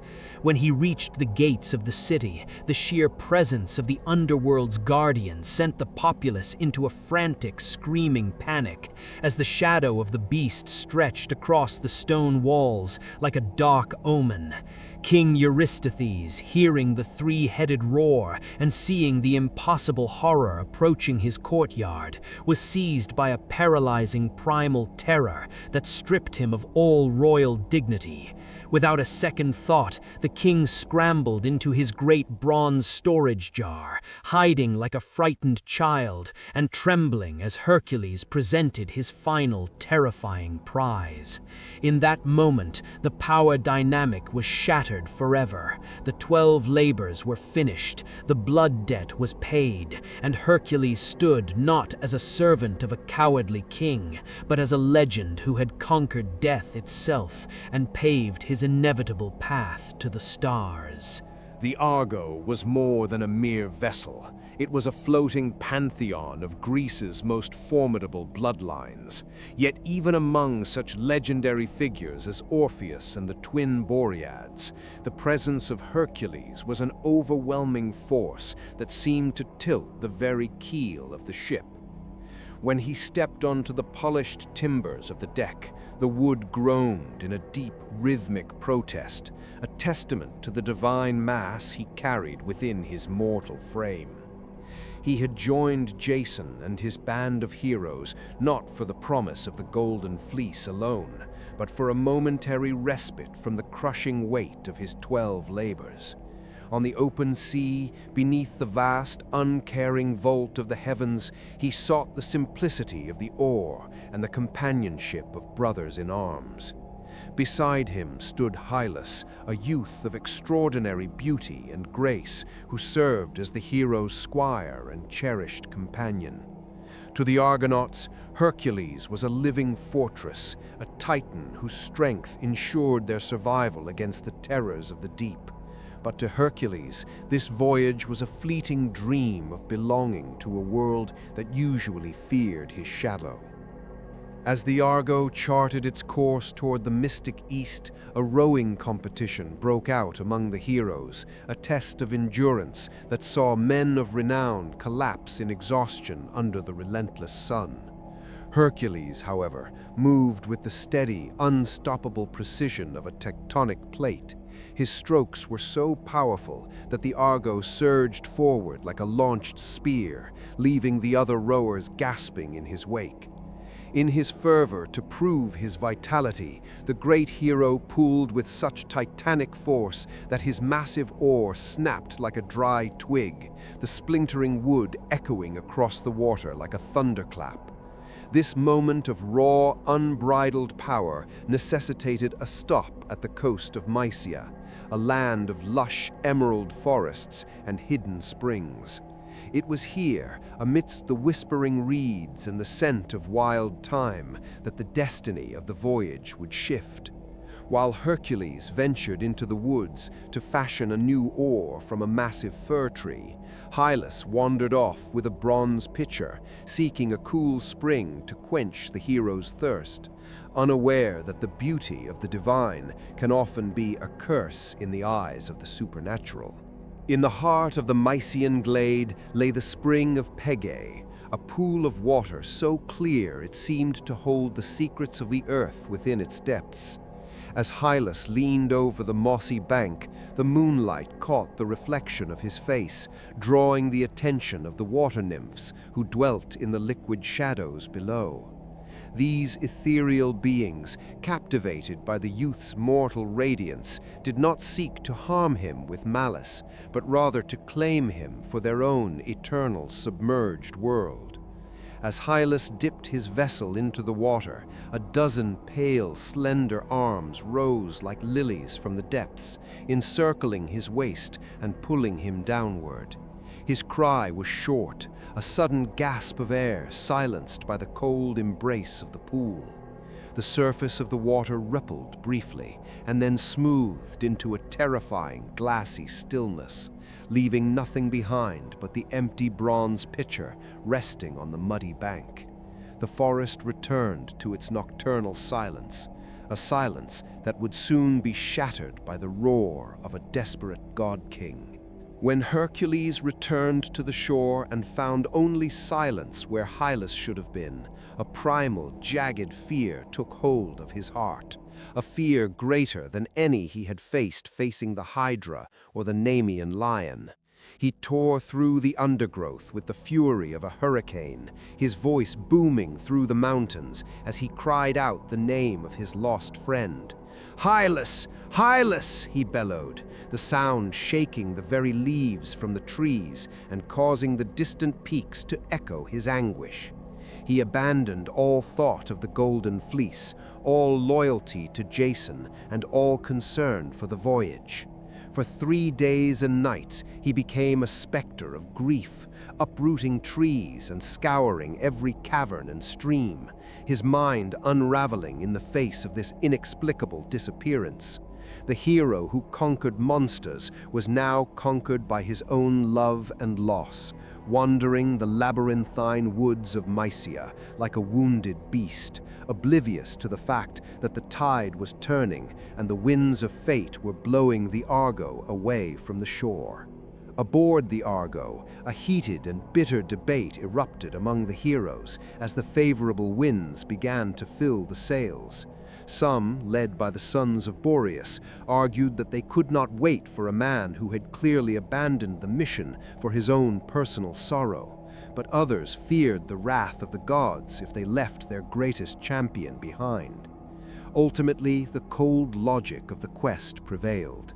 Jason, burdened by the weight of his own destiny, gave the order to weigh anchor. As the ship glided away from the coast, Hercules stood on a high, jagged cliff, his silhouette etched against the rising sun. He watched the white sails of the Argo dwindle into a tiny speck on the horizon, a visual representation of his exclusion from the world of men. He was no longer a part of the crew. He was once again the solitary wanderer, the lone titan destined to walk the earth in isolation. The abandonment was not just a physical act by the Argonauts, but a cosmic reminder that Hercules was a being apart, a hero whose path must always return to the lonely, grueling service of his own divinity. The shadow of madness, a dark specter that had haunted the steps of Hercules since his youth, descended once more with a suffocating weight that shattered the peace he had so desperately sought. In a fractured moment of paranoia and divine manipulation, the hero had cast young Iphitus from the high, unyielding battlements of Tiryns, watching as the prince fell like a broken bird onto the jagged rocks below. The silence that followed was not one of peace, but of a soul-crushing realization of a crime that no mortal water could cleanse. Hercules, his hands stained with the blood of a guest and a friend, wandered the dusty roads of Greece as a pariah, seeking purification, but finding only the closed gates of kings and the fearful whispers of the common folk. Neleus of Pylos had turned him away with a sneer of righteous indignation, and even the sacred air of Delphi seemed to thicken with the stench of his sin. It was only when the hero, in a fit of desperate rage, attempted to plunder the very tripod of the oracle that Apollo himself descended to settle the divine dispute. The judgment was as cold as the Pythian stone. To atone for the murder of Iphitus, the son of Zeus would be stripped of his glory, his freedom, and his very identity. He was to be sold into slavery for 3 years, his price paid to the grieving family of the man he had slain, forced to endure the absolute humiliation of total servitude under a foreign crown. The auction block was a place of iron-cold reality, where the greatest hero of the age stood bound in chains of celestial bronze, his massive frame a stark contrast to the common criminals and war captives. It was Hermes, the messenger of the gods and the patron of thieves, who acted as the grim auctioneer, his voice ringing across the Lydian marketplace with a resonance that felt like a mockery of Hercules' former status. The air in Lydia was thick and aromatic, heavy with the scent of frankincense and the humidity of the east, a far cry from the salt-sprayed air of the Peloponnese. Into this sweltering arena of commerce stepped Queen Omphale, a woman whose presence commanded the very atmosphere to still.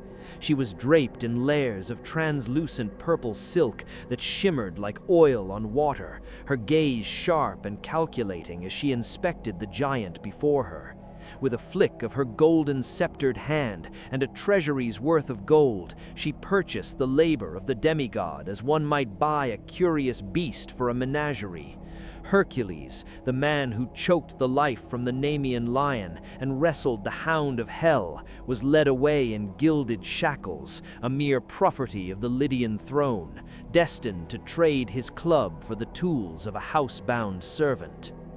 Life within the marble halls of the Lydian palace became a surreal tapestry of gender reversal and psychological trial, designed to erode the traditional masculine pride that had often been Hercules' undoing.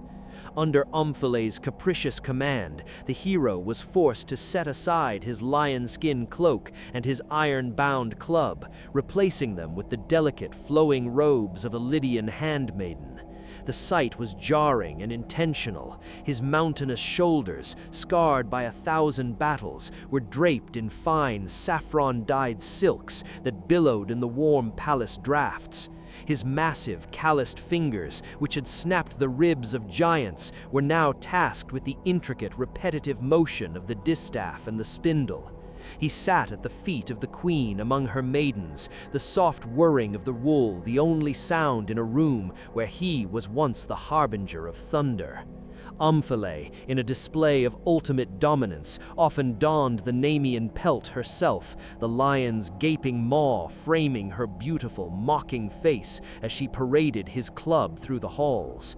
This was not merely physical labor, it was a slow, deliberate melting of his ego, forcing the hero to find a different kind of strength, the strength of patience, the endurance of the humiliated, and the quiet dignity found in the lowest of positions. Despite the silks and the soft life of the court, the fire of the hero could not be entirely extinguished, and during his term of service, the wild lands of Lydia felt the weight of his redirected justice.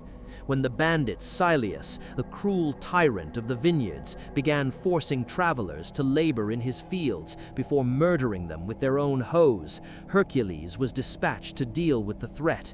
Still dressed in his Lydian finery, which caught the wind as he moved with the predatory grace of a leopard, he entered the vineyard not as a victim, but as a whirlwind of destruction.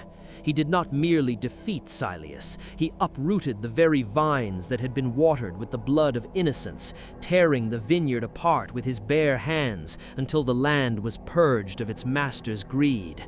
Later, he encountered the Cercopes, a pair of mischievous forest-dwelling twin brothers named Passilus and Acmon, who had made the mistake of trying to rob the sleeping hero. He captured them effortlessly, slinging them upside down from a pole across his shoulders like a hunter's kill. As they dangled, they caught sight of his black bottom, burnt dark by the sun and the labors he had endured, and their irrepressible laughter at the sight so amused the hero that he set them free. These episodes served as a reminder that while the queen held his contract, the gods still held his destiny, and even in the guise of a servant, he remained the world's ultimate arbiter of order over chaos. As the 3 years of his sentence finally ebbed away, the transformation of Hercules was complete, though perhaps not in the way the gods had originally intended. He had entered Lydia as a man of volcanic temper and unbridled ego, a hero who believed his strength made him exempt from the laws of men and the feelings of the weak. He emerged from the palace of Omphale with a tempered spirit, his hands still capable of crushing stone, but now practiced in the delicate arts of the hearth. The queen, having seen the true nature of the man beneath the silks, released him not as a disgraced slave, but with the honors due to a king, for he had cleared her borders of monsters and bandits while serving her every whim. The transition back into his traditional armor felt like a second skin, yet the weight of the lion pelt now felt different. It was no longer a trophy of vanity, but a mantle of responsibility. He stood on the borders of Lydia, looking back at the kingdom where he had been both the queen's playtoy and a land's savior, realizing that true power lay not in the ability to avoid service, but in the willingness to endure it for the sake of a higher purification. His soul was finally quieted, the blood of Iphitus washed away by the rhythmic turning of the spindle, and the road to his final apotheosis lay open and clear before him. The air in Calydon was thick with the scent of pulverized stone and the ozone of divine energy as Hercules stood foot to foot against Achilles, the mighty river god who sought the hand of the beautiful Deianira. This was no mere wrestling match between mortals. It was a cosmic collision of raw strength and fluid transformation. Hercules, sensing the impossible power of the son of Zeus, abandoned his human form, his body rippling and dissolving into a massive, glistening serpent that coiled with the speed of a whip around the hero's limbs. Hercules only laughed, his fingers like iron talons, as he gripped the shifting scales and began to squeeze with the pressure of a collapsing mountain. Frustrated and gasping, the river god shifted once more, erupting into the form of a monstrous black-eyed bull, his hooves shattering the bedrock and his horns aimed at the hero's chest. But Hercules was a force of nature beyond any elemental deity. He stepped into the charge, seizing the bull by its massive horns and twisting with a primal roar that echoed through the valleys. With a sickening crack that sounded like a falling cedar, Hercules snapped one of the great horns clean from the god's head, pinning the defeated Hercules to the earth.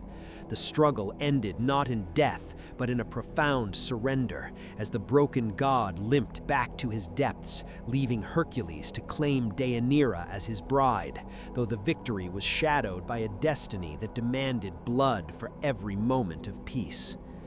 Months of travel followed their union, leading the couple to the churning, swollen banks of the river Evanus, where the spring rains had turned the crossing into a lethal torrent of white foam and jagged debris.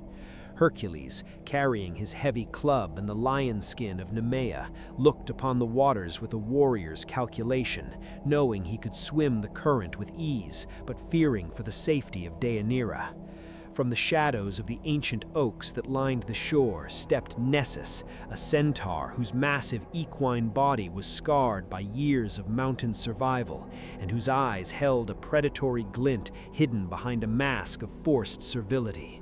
He offered to carry Deianira across the raging waters on his broad back, claiming his 4 legs could find purchase where a man would surely stumble.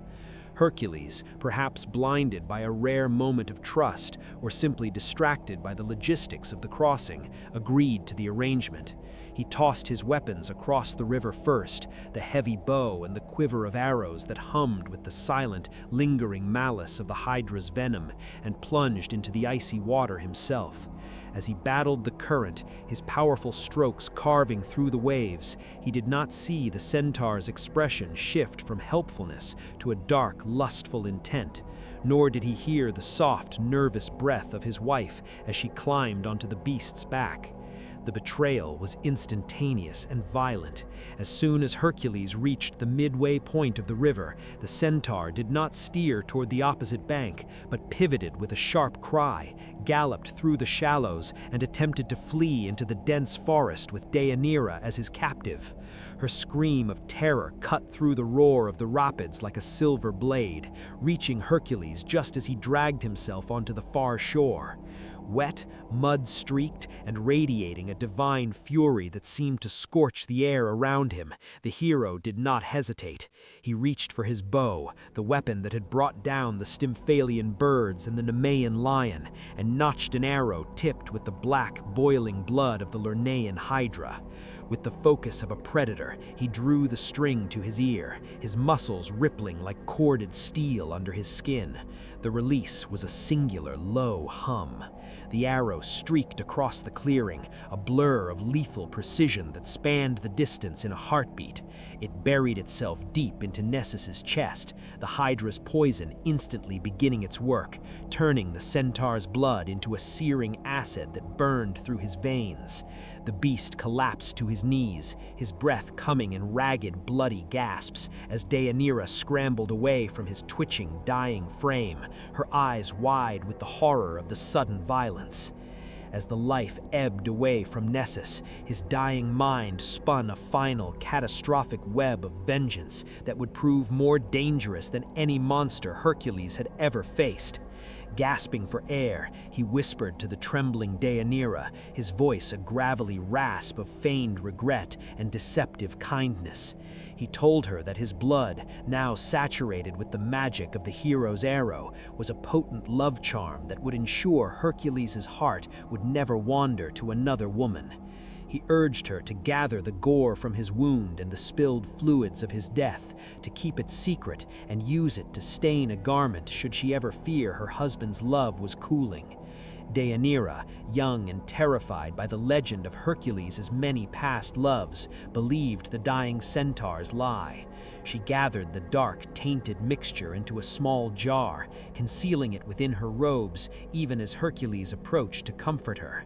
The poison of the Hydra, hidden within the blood of the centaur, was now in the hands of the woman who loved him most, a dormant curse waiting for the moment of greatest vulnerability.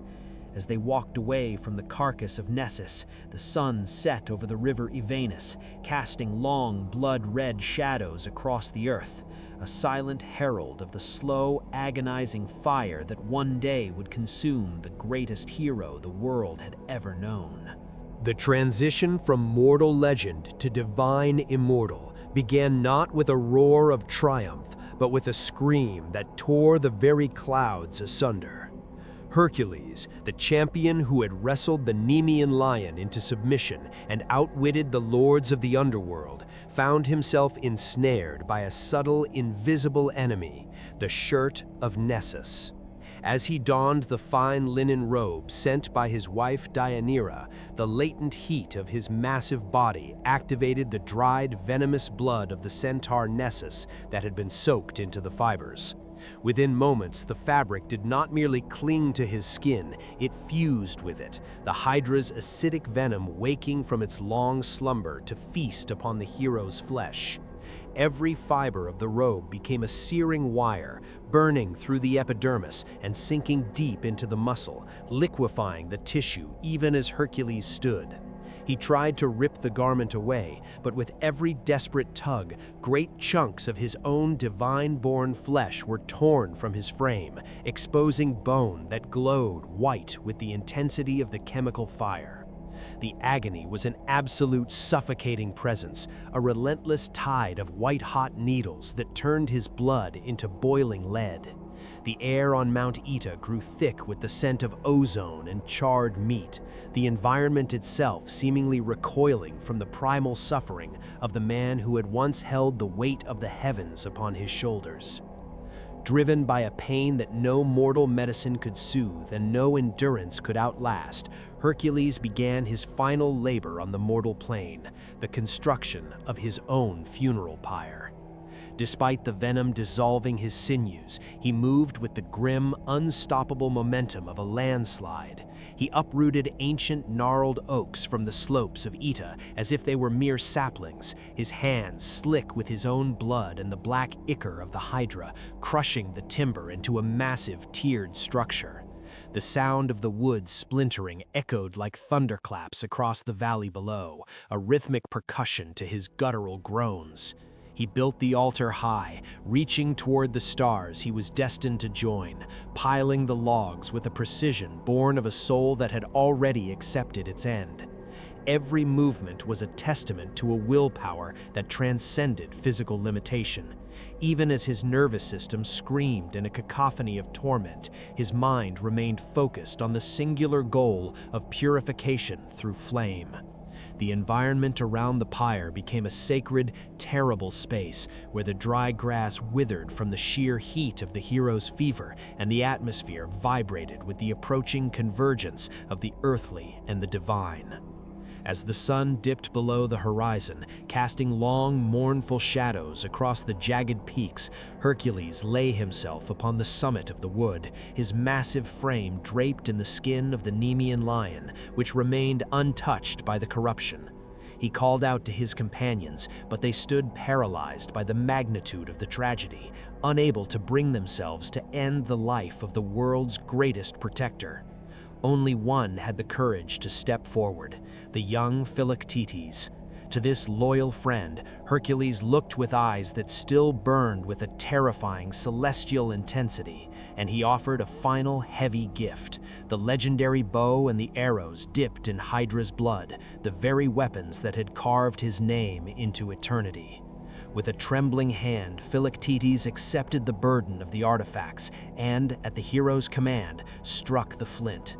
The The first spark caught the dry tinder, and a wall of orange flame erupted, surging upward to swallow the hero.